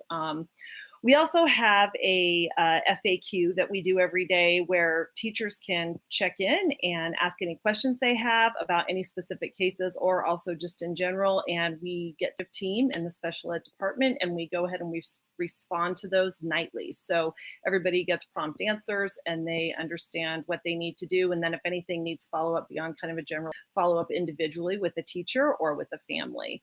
And then we are also working to evaluate and provide services to our most impacted students in some really creative ways. And I know Travis will be talking a little bit more about that, but I would say that kind of gives the basic summary about our students who experience disability and how we'll be servicing them.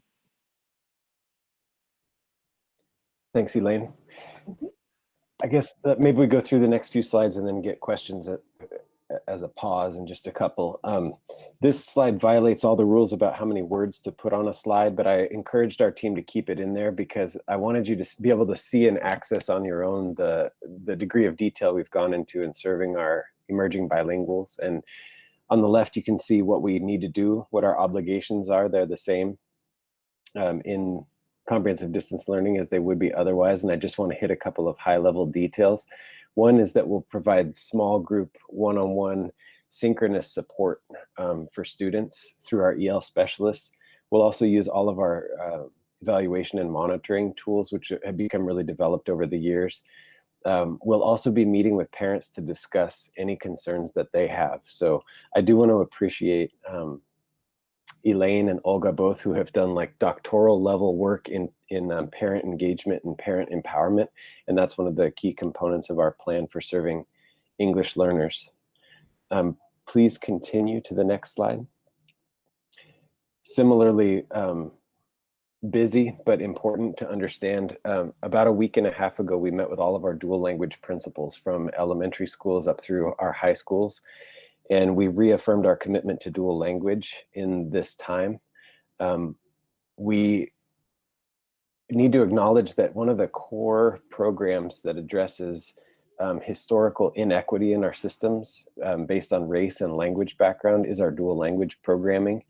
And we decided that we need to double down on dual language and make sure that we have all of our content available in English and Spanish for our dual language lessons. We also are working to get instructions and training for parents that's bilingual so that if I speak English at home, I can still support my student who's learning English and Spanish in school. And if I speak Spanish at home, I can still continue to support my student learning in English and Spanish in school. One of the things that we've been trying to get information out about is parents and families who speak English at home are concerned that they won't be able to support their students. And this is a concern that over 3,000 families have experienced who don't speak English at home and have students learning English in school over the last decades. And what we want to recommit to is the fact that we're going to support families, but we're also not going to rely on them. It's on us to deliver lessons that are accessible to students, and families will be there as a supporter.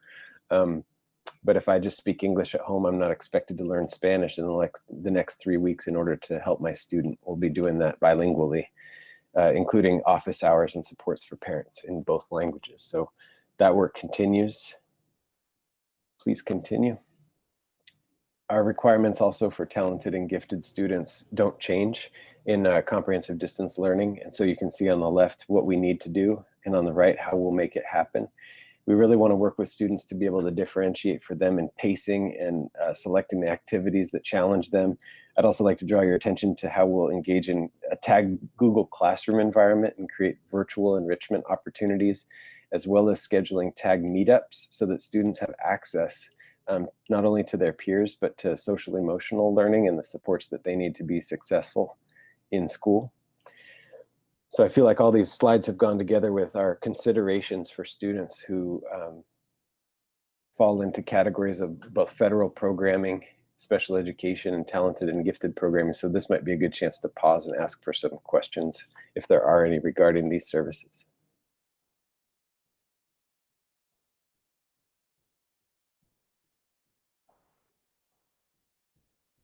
Okay, let's go ahead and click one more slide. There's also some new guidance that has come out just last week, and I bet you've heard about it, and it's called Limited In-Person Learning or Opportunities. The guidance to put it in simple bullets, is that we are allowed to bring students of no more than 10 in a cohort for no more than 2 hours at a time, for no more than 250 individuals entering a given campus in a given week. Also restrictive to that opportunity is that if I'm part of a cohort of 10, I can be part of another cohort of 10, but no more. And that also takes into consideration transportation. So if I'm accessing a bus, that's one cohort, and then whatever my learning group is or my assessment group is would be no more than 10, and that would be a limit.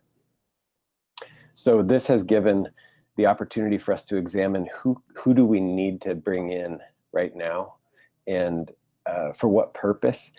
And in fact, if we want to bring people into school, we need to redo our blueprint for that school and declare who it is we're bringing in, why that is, and what the protocols will be for health and safety. Conondale, stop me if I'm saying something silly. There's a question from Mark. So reading up on all these guidelines was multi-pages, so I appreciate the summary. So this is different than K2 and special education, which can be brought in when we're at 30 per 100,000. This is like right now, we could bring 10 students into a building, and as long as no more than 250 in a week. Is that right? That's correct. Okay. So let's advance one slide and tell you what we're thinking about and what's hard about this. There are a certain set of students over the summer who we chose to serve in person with extended school year. And I'm not sure I'm going to get the numbers exactly right, but there were like 16 or 18 students who qualified in this category of, because of their disability, they're just unable to access distance learning. And so for them, we served about 8 students in ESY this summer, with many adults and health protocols checking in and out of IMLE. Those students are on our minds when it comes to this limited in-person opportunity, and we're exploring with their families their willingness and ableness to engage in face-to-face learning. We're also looking at evaluation in a couple of categories. One, to update IEPs and to do evaluations through our school psychs. The other is to engage in evaluations related to speech and language pathologists and speech services for students. And so tentatively, we're looking at what that would look like at a couple of different campuses and drawing up plans to keep people safe while we do those things, because those are things we've identified that just cannot happen in distance learning without coming face-to-face. We've also looked at literacy and math instruction, PK3.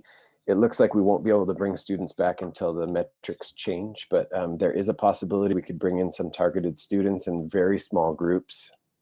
We have real concerns about the access and equity of doing that. Bringing students together, 250 limited to a week limits us at bigger schools especially. Same consideration we're having for CTE. We've heard some demand that for auto tech and construction tech or high-tech design classes that need big monitors and fancy software, we have the same and similar issues, which is how do we make that equitable in who can access that? An additional consideration is that if I'm a CTE teacher and I need to create spaces where 9 or 10 kids work, and I'm trying to cycle through 200 kids, and I'm doing comprehensive distance learning for all those 200 kids, but I'm also having some in the shop, how do I do that? And why am I doing that? These are questions that folks in Salem and Beaverton are talking to us about too, because they have the same desire and are coming up against the same limitations. And then we're also drawing up plans to be able to use ELPA screeners, especially for our long-term emerging bilinguals, because we have plans to accelerate their learning of English, get them exiting the program and graduating and going on to great opportunities. So the idea of bringing in English learners for assessment and evaluation and planning is also on our minds when it comes to equity-based opportunities for limited in-person learning. That's just the briefing of where we are today, and these are live conversations happening moment to moment. Go ahead, Mark. And we have the ability to revise an individual school's blueprint on the fly, or are there increments? Are there restrictions on how frequently we can revise a school's individual blueprint? No, my understanding is, great question. My understanding currently is that our CDL plans are posted, and that any campus where we would be doing limited in-person opportunities, we'd pull that one down, add the top 3 sections of all the health protocols, and we draw up floor maps and site plans where students would enter and exit, which classrooms would be used, which bathrooms, and what our custodial plan is. And then we would repost those and be able to engage in limited in-person learning. And get ODE approval on it, right? ODE and Washington County Health Authority, they are... Oh, it's not OHA, Washington County, okay. Yep. All right.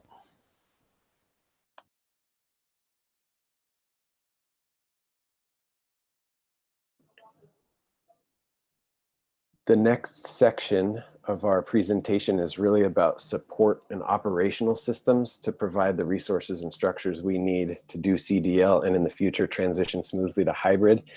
The next slide was about childcare, but we jumped ahead to that one. So I will pass the baton to Casey Walatich to talk about considerations for building access and protocols.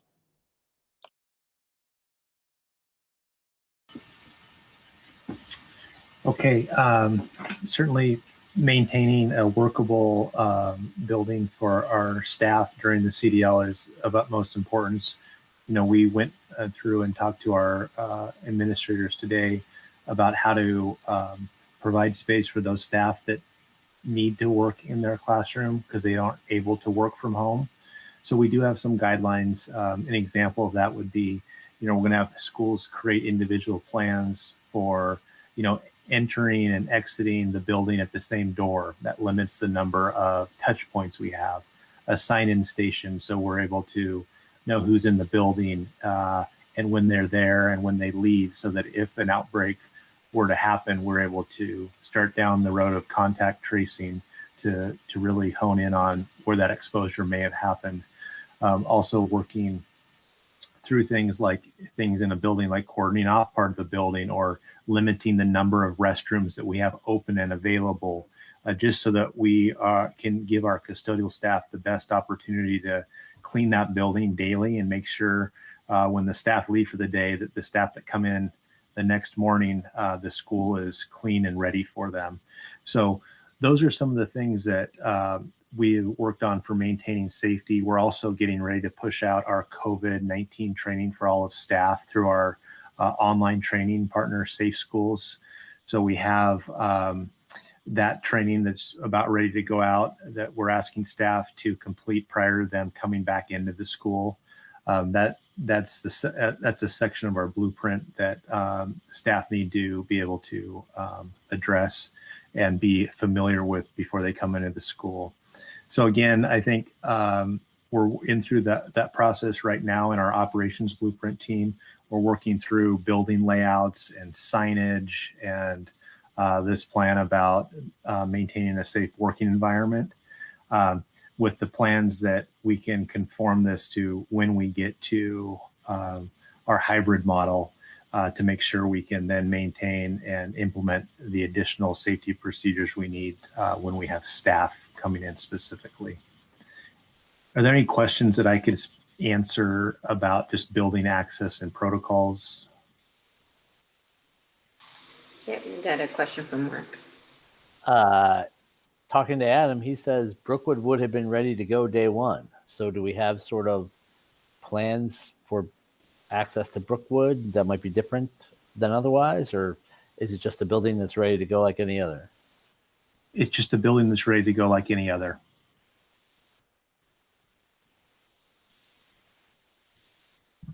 A really nice building, though. Yeah, the nicest building. Yeah, I gotta wonder what we have in there that might facilitate teachers being in the building but away from each other. Mm-hmm. I think that's part of the balance that we're trying to create as a district. You know, we're still under the guidance that the stay-at-home, work-from-home guidance. We're trying to accommodate staff that may not be an option for them. And just to be clear, like it's staff. So I've had questions from the community about it's not just teachers that if the technology or somebody crafting an IEP plan, that it's not just teachers that can use the classroom if the internet connection is just far superior than their house. Educational assistants and people like that can also work with you to find a way to get into a building when they need to. Yeah, correct. Staff that are needed to implement our CDL plan. It doesn't necessarily matter if they're licensed or classified or whatnot.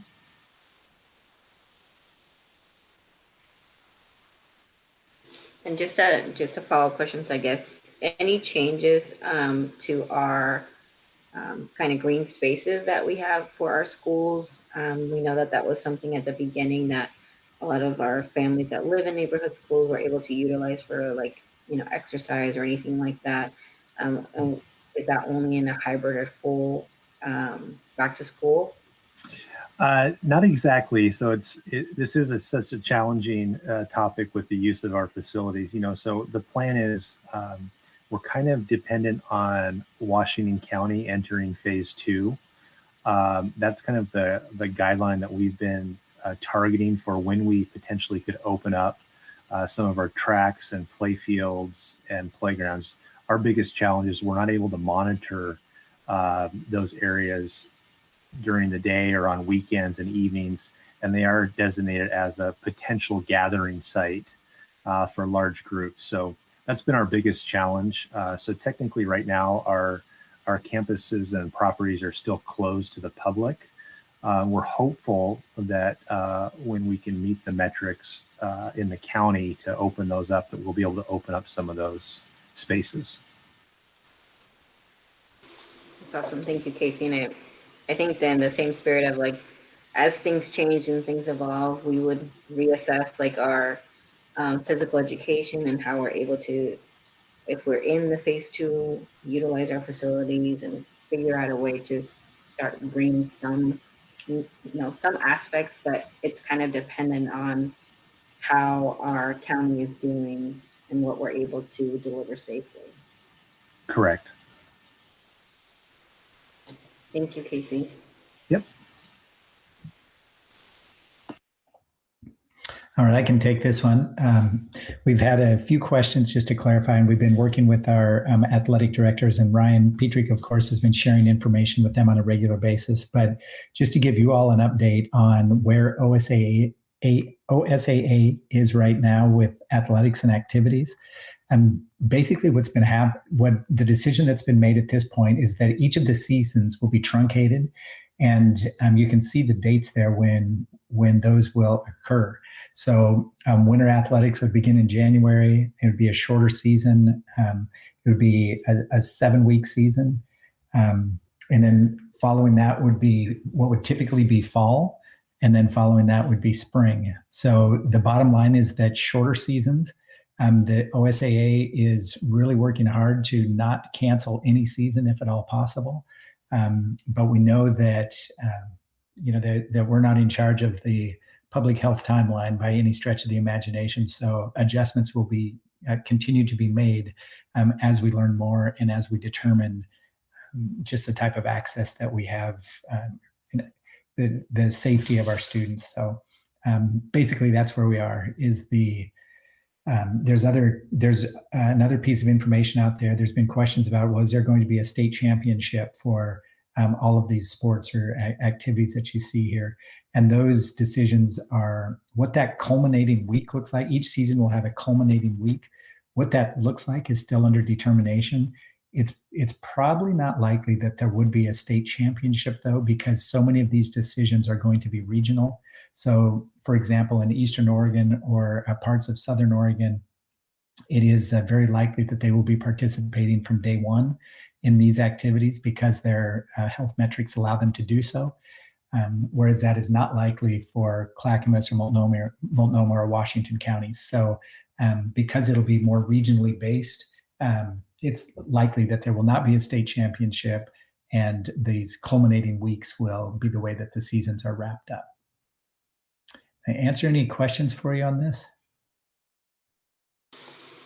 I I did have a question just on the athletics piece and how I think even if we move into a space where we can have that activity happen, I think gathering in big groups or crowds is still going to be way off into the future. And so I'm just wondering if there has been any solution of how, and this is just me watching the Blazer game yesterday, so it's freshly on my mind. And I thought, yay, they won. Sorry.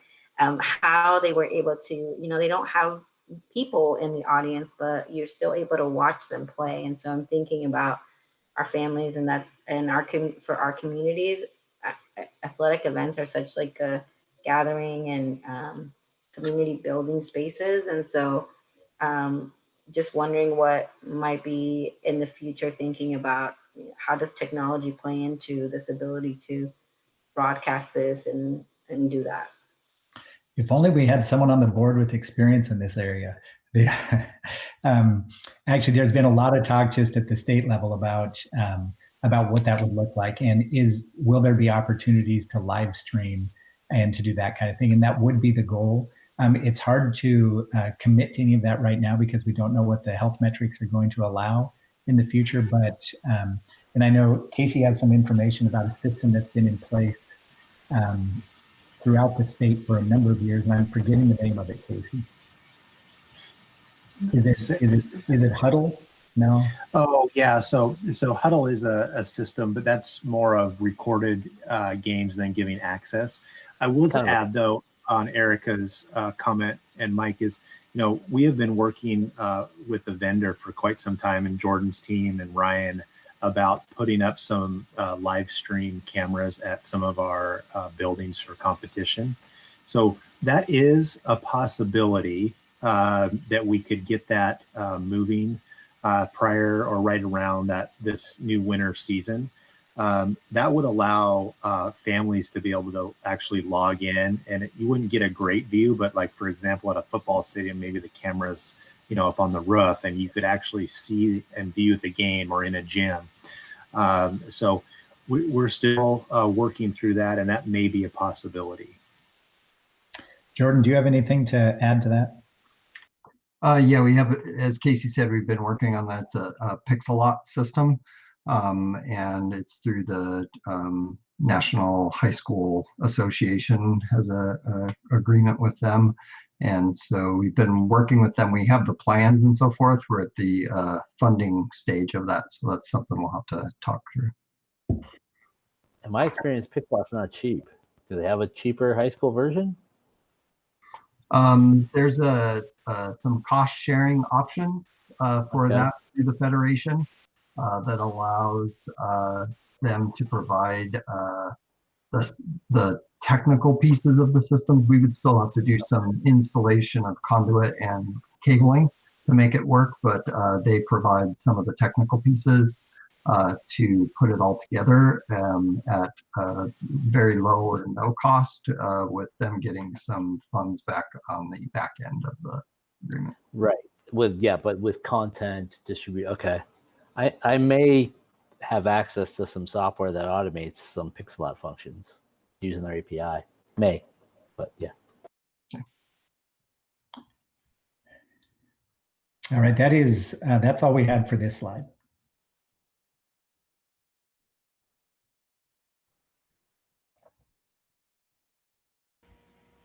Casey, you want to talk about this, or? Yeah, I can just run over this. So traditionally, pre-COVID, we use our safe school training requirements for all of our staff to complete a certain number of hours and certain number of trainings that include policies, mandatory reporter safety, all things kind of considered that we would consider that staff need to know. So that remains this year, as any normal year would be, with the addition of the COVID-19 training. It's a system where staff go through and they have a catalog of required trainings that we give them. They click on, take the trainings. The trainings are video and audio related with a quiz at the end for some content. Then we're able to track staff that have completed that training as a district requirement. So we will continue with our normal Safe Schools training with the addition this year of the COVID-19 requirement training. So it is pretty extensive on the hours. Traditionally, when staff come back to do that, they block some, administrators block some time out during their traditional in-service week so that they're able to complete that on their contracted time. Any other highlights you want me to hit, Dale, or comments about our Safe Schools training requirements? Perfect, thank you.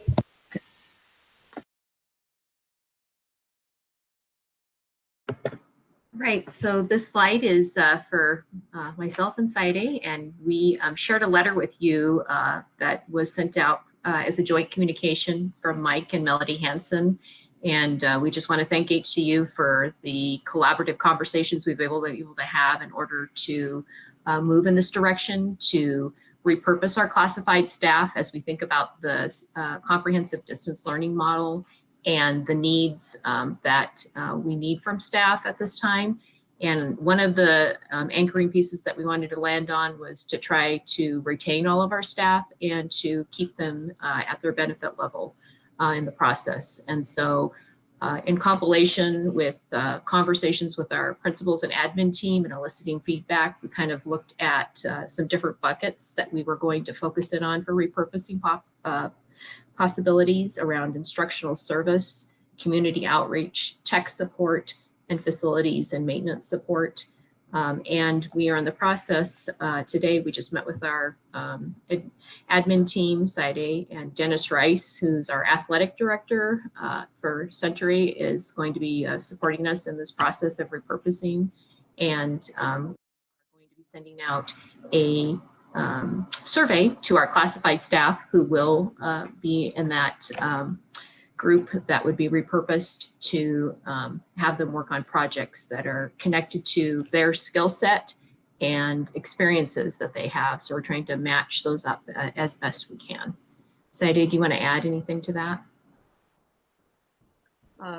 No, only that we hope to send the survey out by Friday, and once we get the results back sometime mid next week, we would look at the information and then do our best to really match the experience level and skill sets of our staff to the positions and assignments that are being asked of us by our principals. And so we're hopeful that we can do that. We have a highly qualified classified staff population throughout our district, and they have skill sets that we know nothing about, and we're looking forward to learning more about them and what their ability level is and how they can best support our students and families. And we know that this is a temporary step that we need to take in this CDL model. And when we return to a potential full service model or hybrid, we would recall staff to their former positions so that we could meet the needs of our students and our community at that time. We just wanted to open up if you have any questions in regards to that.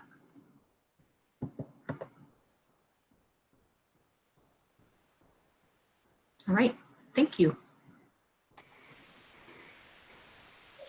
Thank you, Connor. I do have a question. Can I ask just really quick? Sorry, too many buttons to push. So the survey we're doing for the classified union, did we do that also for, I know we did a survey for our for all HEA, staff. for all staff. Thank you, HEA. We did one for them too. Yeah. Did we ask that same question? That initial survey was when we were looking at whether staff was able to return to work. And so we were looking at it from that lens. This lens is pivoting to the repurposing of actual classified staff. As we shared previously, all of our licensed staff will continue in their positions, and they do have an opportunity to let us know if they are interested in a transfer. We have a transfer process through licensed staff that they can indicate if they want to move to a different building, if you're talking about them giving voice to what they want to do. And then in the building, there's also a survey that's sent out to all licensed staff for them to indicate their interest as well.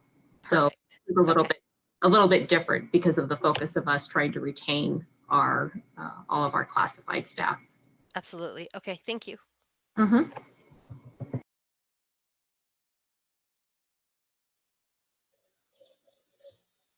So I get to wrap this up with a budget update, it looks like. Some great news. We had, from our May 20th forecast, we have been waiting and waiting for the legislature to come back together and decide what to do about a $776 million deficit at the state level and just how that was going to impact schools, K-12 specifically. And so they did get together at session, and the outcomes are as follows. They were able to make the reductions elsewhere. They are maintaining the state school fund at $9 billion for the biennium. Measure 98 is fully funded for the 2021 school year. And the student investment account is funded at $150 million, which is about a third of the original funding. So what this translates to Hillsboro is that there's stability. There's no need for budget reductions in this current year. We have resources available to invest in the tools and trainings for comprehensive distance learning. And we're going to maintain a conservative approach moving forward as we're looking to reopen for hybrid or full service model. We know that there's going to be additional costs in supporting staff and students as we navigate that. So just a little bit of note that May 20th forecast was very early in the COVID pandemic experience. And so we still have 3 more forecasts for the current year. So this is based on the latest information that we know now and what the legislature acted upon a couple weeks ago.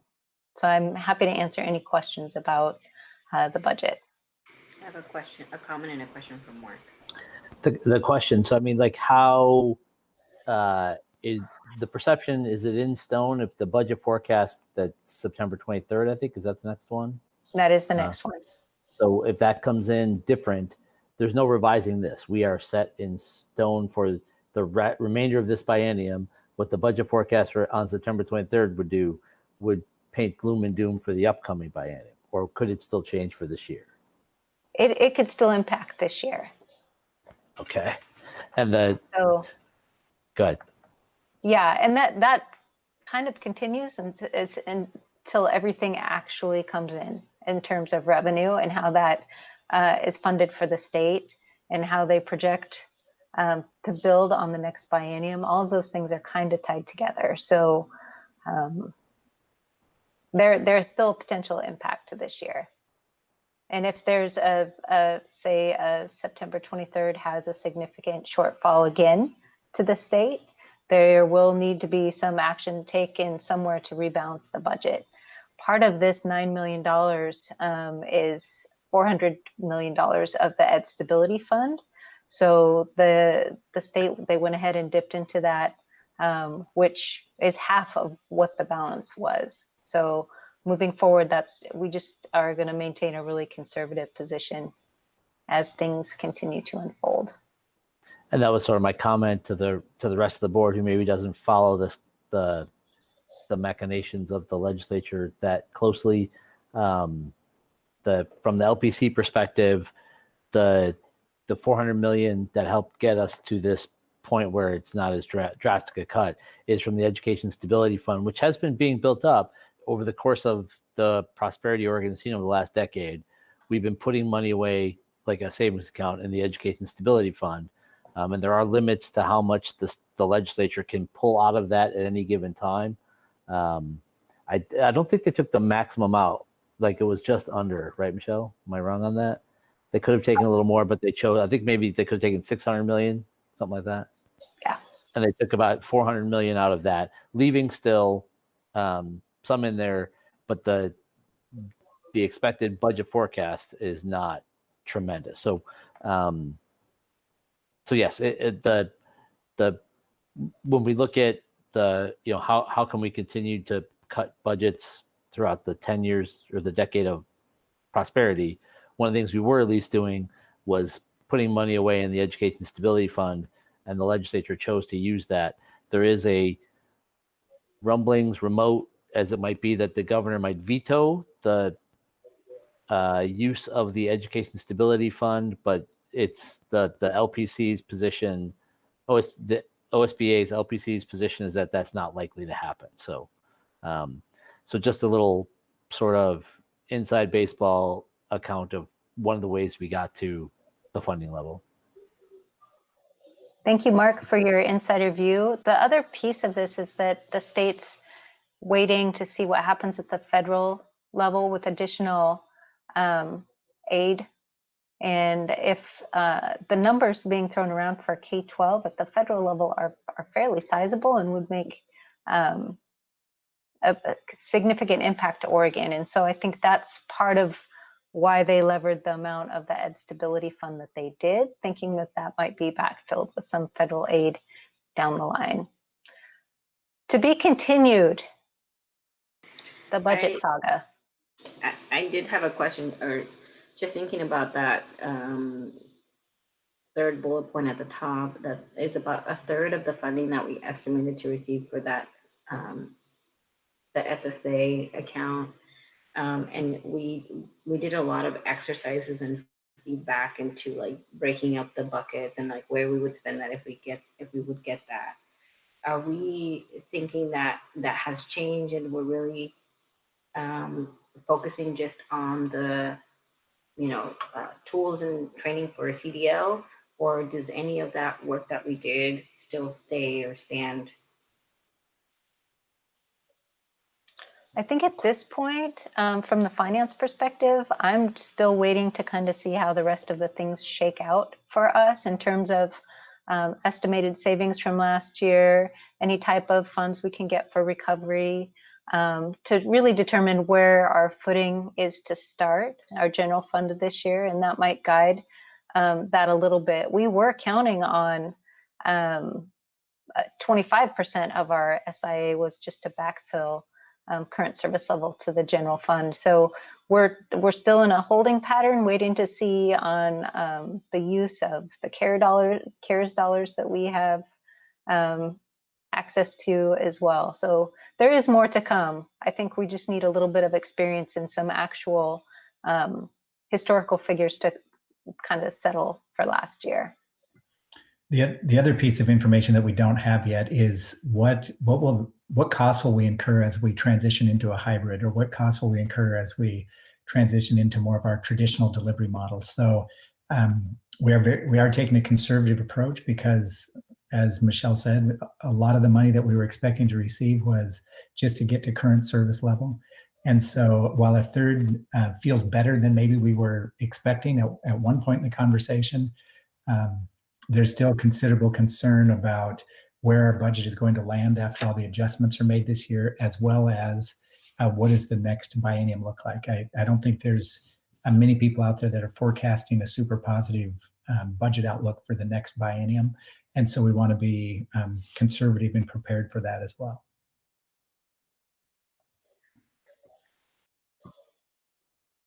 Thank you. Thanks, Michelle. I believe that was the last slide. Is that correct, Mike? Yes, that is correct. Okay. So our next item on the agenda is just discussion time. So I do have, before we enter into that, an item from Jackie and professional development. Right. I had a thought and I talked to Mike about it. I would like to know what professional development our board members do on their own, whether it's, webinars, or I know OSBA has a lot of those going on right now. So my thought was, how can we have a mechanism to share that with all the board members to share it? And so maybe if we attend a session and we think it's useful or would be helpful to other board members, maybe we can type up a synopsis of it and ask it to be put in the Friday board update. I don't know. What do you guys think? Do you think that would be useful or helpful? Or do we just not? I don't know. It's just a thought. I mean, I think it's great if people attend something and they have that availability to create something and share, I think it would be great to share as either in a board update or as part of our packet. I don't know what is the best avenue for that. Yeah. And also, I think it's good if we come, and I think I did that today with you all, even though it was kind of late notice, but if I come across something really interesting that I think we all could benefit from, just sharing it with our fellow board members and say, hey, I saw this training. Maybe because we belong to different groups, like either the LPC or OSBA or the Color Caucus, and we see things popping up in different ways, that maybe we were able to share that with each other. What are other board members' thoughts?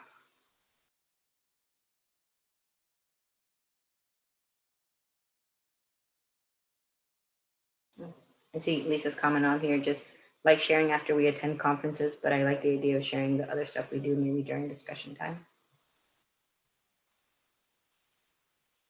I know not all of us are like the best like note takers. Some of us are really good at like listening and being engaged in the presentation, but other of us are really good at capturing some of those things. So I'm pretty open to using like our board updates if a board member has some really great information they took down or want to share a resource, and sharing it through that avenue. I wish I would have taken better notes than the OSBA one yesterday. I didn't take any. I just you were just paying attention. Yeah, right. Totally. But if anybody else does have that, I mean, I think that's fine for us to use our board updates and share that. Okay, it was just a thought. Awesome. Okay, our next item that we have is for our student rep discussion time. So I see on here, I will start with, I see on my screen, Devlin. I see you here. All right. I don't really have much that I feel like I can really add to the discussion. All I really have to say is just thanks everyone for being here, and thank you to all the presenters who were kind enough to give all this information out. Other than that, I don't really have much to say. Thanks, Devlin. And next week is Devlin's birthday, by the way.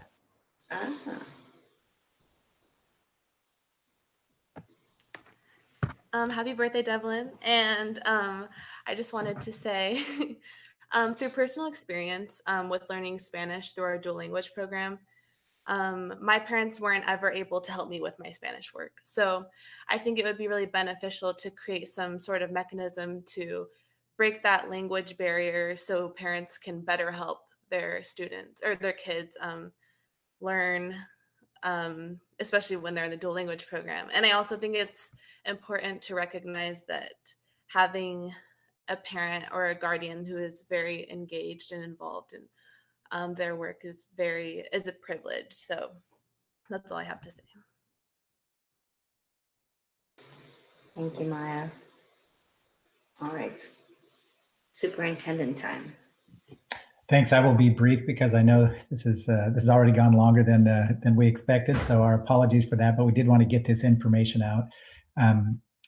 Just a few thoughts. The pace of this work to get ready for the opening of the school year and the amount of changes that have occurred over the last couple months has obviously made this an incredible challenge. Put on top of that, the competing interests that we have and wanting to do so much with a very limited number of resources makes it a challenge as well. As I said before, we want to deliver the best instruction that we possibly can to our students. We've pledged to improve that from the spring experience, and we're well on our way to doing that. We've also got goals to make sure that we're not contributing to the community-wide problem of unemployment, and I'm proud of the fact that we're able to keep our staff employed to the degree that we have. I think that's a great move that will serve our community really well. The difficult part becomes there's so many trade-offs, and we have to prioritize the resources that are available. And I know that is causing anxiety for our staff who are temporarily misassigned. And I think that anxiety comes from a place of wanting to do the best job they possibly can, and just the passion that they have for the work. So we will continue to stay engaged in conversation. I keep reiterating that it is a temporary issue, and that even as we move from one delivery model to the other, there's likely going to have to be changes made. I think Erica alluded to that in some of her comments earlier. So I'd also like to just end by thanking you for staying so engaged in this conversation and asking all of those questions. It's so helpful to have you available in the community as sense makers around any topic. And this one in particular is so full of detail, and we appreciate you hanging in there with this. And also, there's the number of, the people on the screen tonight, they all participated in the preparation of the work as well as the presentation tonight. And there's many more behind the scenes that are not pictured here this evening. But just my thanks goes out to the entire team of people that have been working to prepare for fall 2020. And with that, I will wrap up my remarks. Thank you. Thank you, Mike. Now we'll move on to Board of Directors times, and I just want to acknowledge that our board member Yadira had to step out for a family emergency, but I wanted to just also share how appreciative she was of all the information provided. And I'll move up this way with Sheehan and then Martin next. I don't have too many updates on my end. Just want to say thank you again to everyone on the call. I know the immense amount of planning that goes into this, so thank you all. I also wanted to share just, my deepest condolences to the two families who have lost students in our HSD family. I know that even in this time of being so disconnected, hearing news like that, I think it's even more challenging to kind of take it in and to realize that that is something that has happened in our community. So just wanted to send just my warmest regards to both the families. Thank you. My hat's off to everybody who put all this content together for the board meeting tonight and all the work that it represents to enter this next upcoming school year in a vastly different way. My mind is blown, frankly, trying to wrap my brain around it all. So, and to those staff who are being redeployed, I just ask for your support to the district. I know several groups are listening to this particular board meeting tonight with, concerns. I just want to assure you that for my part, as one board member, I'm on board with the plan that has been thoughtfully developed and carefully rolled out, warts and all. As has been said several times tonight, there really is no proven playbook, and we're just doing the best we can. And I'm very, very confident that we are, in fact, doing the best we can. So I ask for everybody's, support.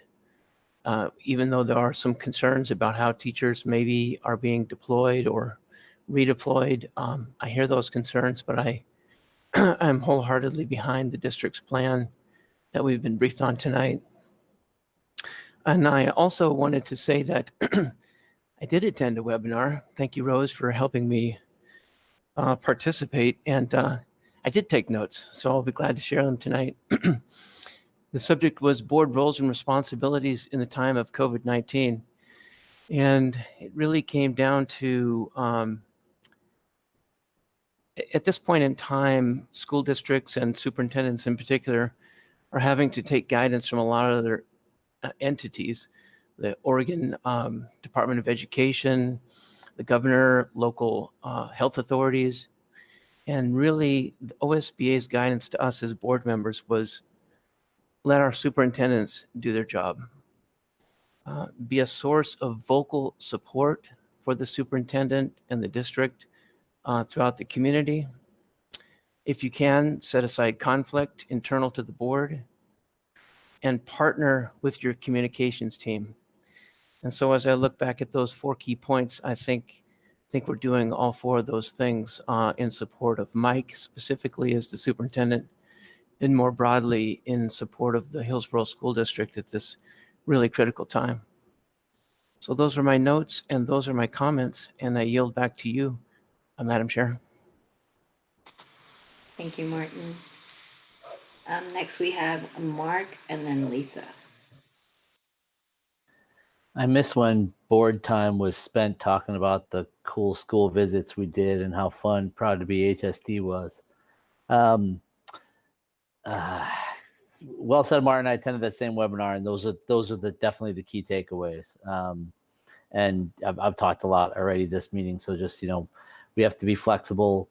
I don't know that we had a lot of great options, and I thank everyone for the hard work they did to figure out what our plan would be going forward, and ODE puts in their guidance as well. But be ready for the transitions, because what we're doing now might not be what we're doing very soon, and whether people are putting students in buildings, be ready to not do that. If you're not having students in buildings, be ready to do it. So we need to be flexible, and I feel like we have a great team in place to figure those things out. Thank you.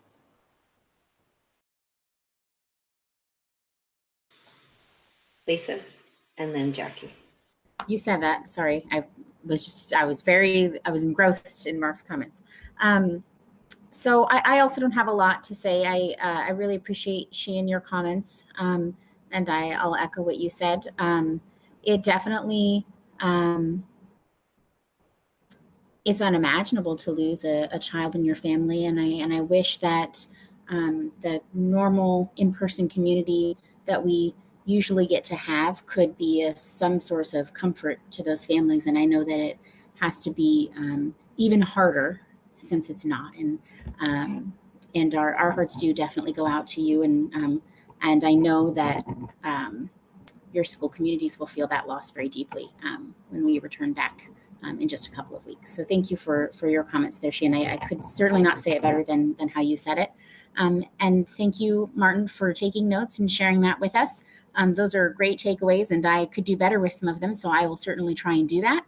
And then the last thing I'll say is, I've been reading a lot of emails from the teachers who have been reassigned to these misassignments, right? And that sucks. I have been in the classroom as a teacher, and I'm a substitute teacher, so I certainly get the anxiety when it's not your first choice. I really do understand, and I wish that this was not the situation that we are in. But right now, the priority has to be being able to bring our, as Dale says, our little friends in as soon as possible. And so this is the only way to make that happen. And I hope that we can go back to normal as soon as possible, because it is absolutely critical to have quality music teachers and quality physical education teachers at our elementary schools. And that's definitely something that everyone on this board does value. So I hope that you hear us when and I know everyone agrees with me, but we value you in that role so much. And we're really sorry that this is the way this year is going. And we hope that we can get back to the way that it should be very soon. So that's all. I wish I was as well spoken as every single one of you. You guys covered it all. I want to thank our unions, our staffs, our families. I mean, there's so many people to thank. We have a great team, and I can't imagine going through this with any other team, especially any other superintendent and cabinet. I think it's amazing. I really appreciate the work that Mike and Michelle and Travis did on the resolution, and I just kind of want to explain a little bit about why I was a dissenting vote. I completely value our partnership with our community and our county. And I fully support the intent of the resolution, which was to relieve the ethics situation. The reason I didn't vote for it was because the wording was too vague for me on what our liability, what the subsidy may or may not be in the future. And I do understand that a contract would stipulate those, but I still felt that was a little vague for me. I still think that this is a benefit that's not equitable for our employees. I know there was a comparison to medical insurance, but everybody benefits from medical insurance, no matter if you have children, but only employees with children would benefit from this. So that was kind of where I was going with that. The first I heard of this resolution was yesterday when we got our board update. And I feel like it was kind of rushed, even though we had Barred Hungerford and all of the input we had. I still feel like it was kind of rushed. I guess maybe I missed something, but I didn't know it was coming. And I know everything is happening so fast and we all have to adjust. I did appreciate the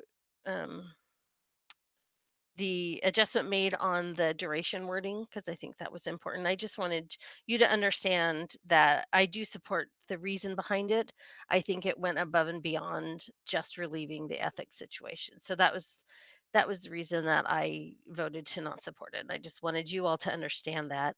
But again, I can't tell you how much I appreciate every single one of you and all the work you're doing. I know how hard you're working, how late you're working, how many hours you're putting in, the stress, the emails I'm getting them too from parents and from staff members. And we're all concerned and we all have the same worries and the same stresses, and we want the same thing for our students. So I just want to say thank you for that. That's it. Thank you, Jackie. I won't let us go on too long. I just thank you, staff, for providing this information. And we have asked so much of you already. Normally, we wouldn't have as many work sessions as we do. We would have a long, nice break as a board from summer work sessions, and this has just not been a time to do so. It has been a time to step up into our leadership positions and really guide our community in this work. And I thank all of my board members for their time and their flexibility, and being able to have our staff that can quickly put together in 2 weeks a work session like this, and have that amount of information in front of us and be ready to answer questions from us as well. So I just want to appreciate that, echo Shean's comments and feelings around our families who have lost children, also our staff, and that angst and anxiety and worry about being put in a different role, but also just wanting to make sure that they understand that we hear them and we totally are accepting of those worries and those feelings, and we wish that things would be different. But I'm also just thankful that we're able to keep their jobs. I'm really appreciative of the flexibility and the ability to make sure that at this moment, we are not contributing to unemployment. We are keeping people with health insurance benefits during a global pandemic. So I just want to express that we totally understand that, and we just want to also reiterate to our community to have a little bit of grace and a little bit of flexibility as we work through this process and we figure out what is working, what isn't, and always know that our best intent is always to service our students and our family in the best way possible. That's why everybody goes into this business of education, and that's why we all ran for this office, is because we want to do the very best for our students. So I just want to make sure that we communicate that, and we thank you. So with that, I will end our work session, and I will see you all later.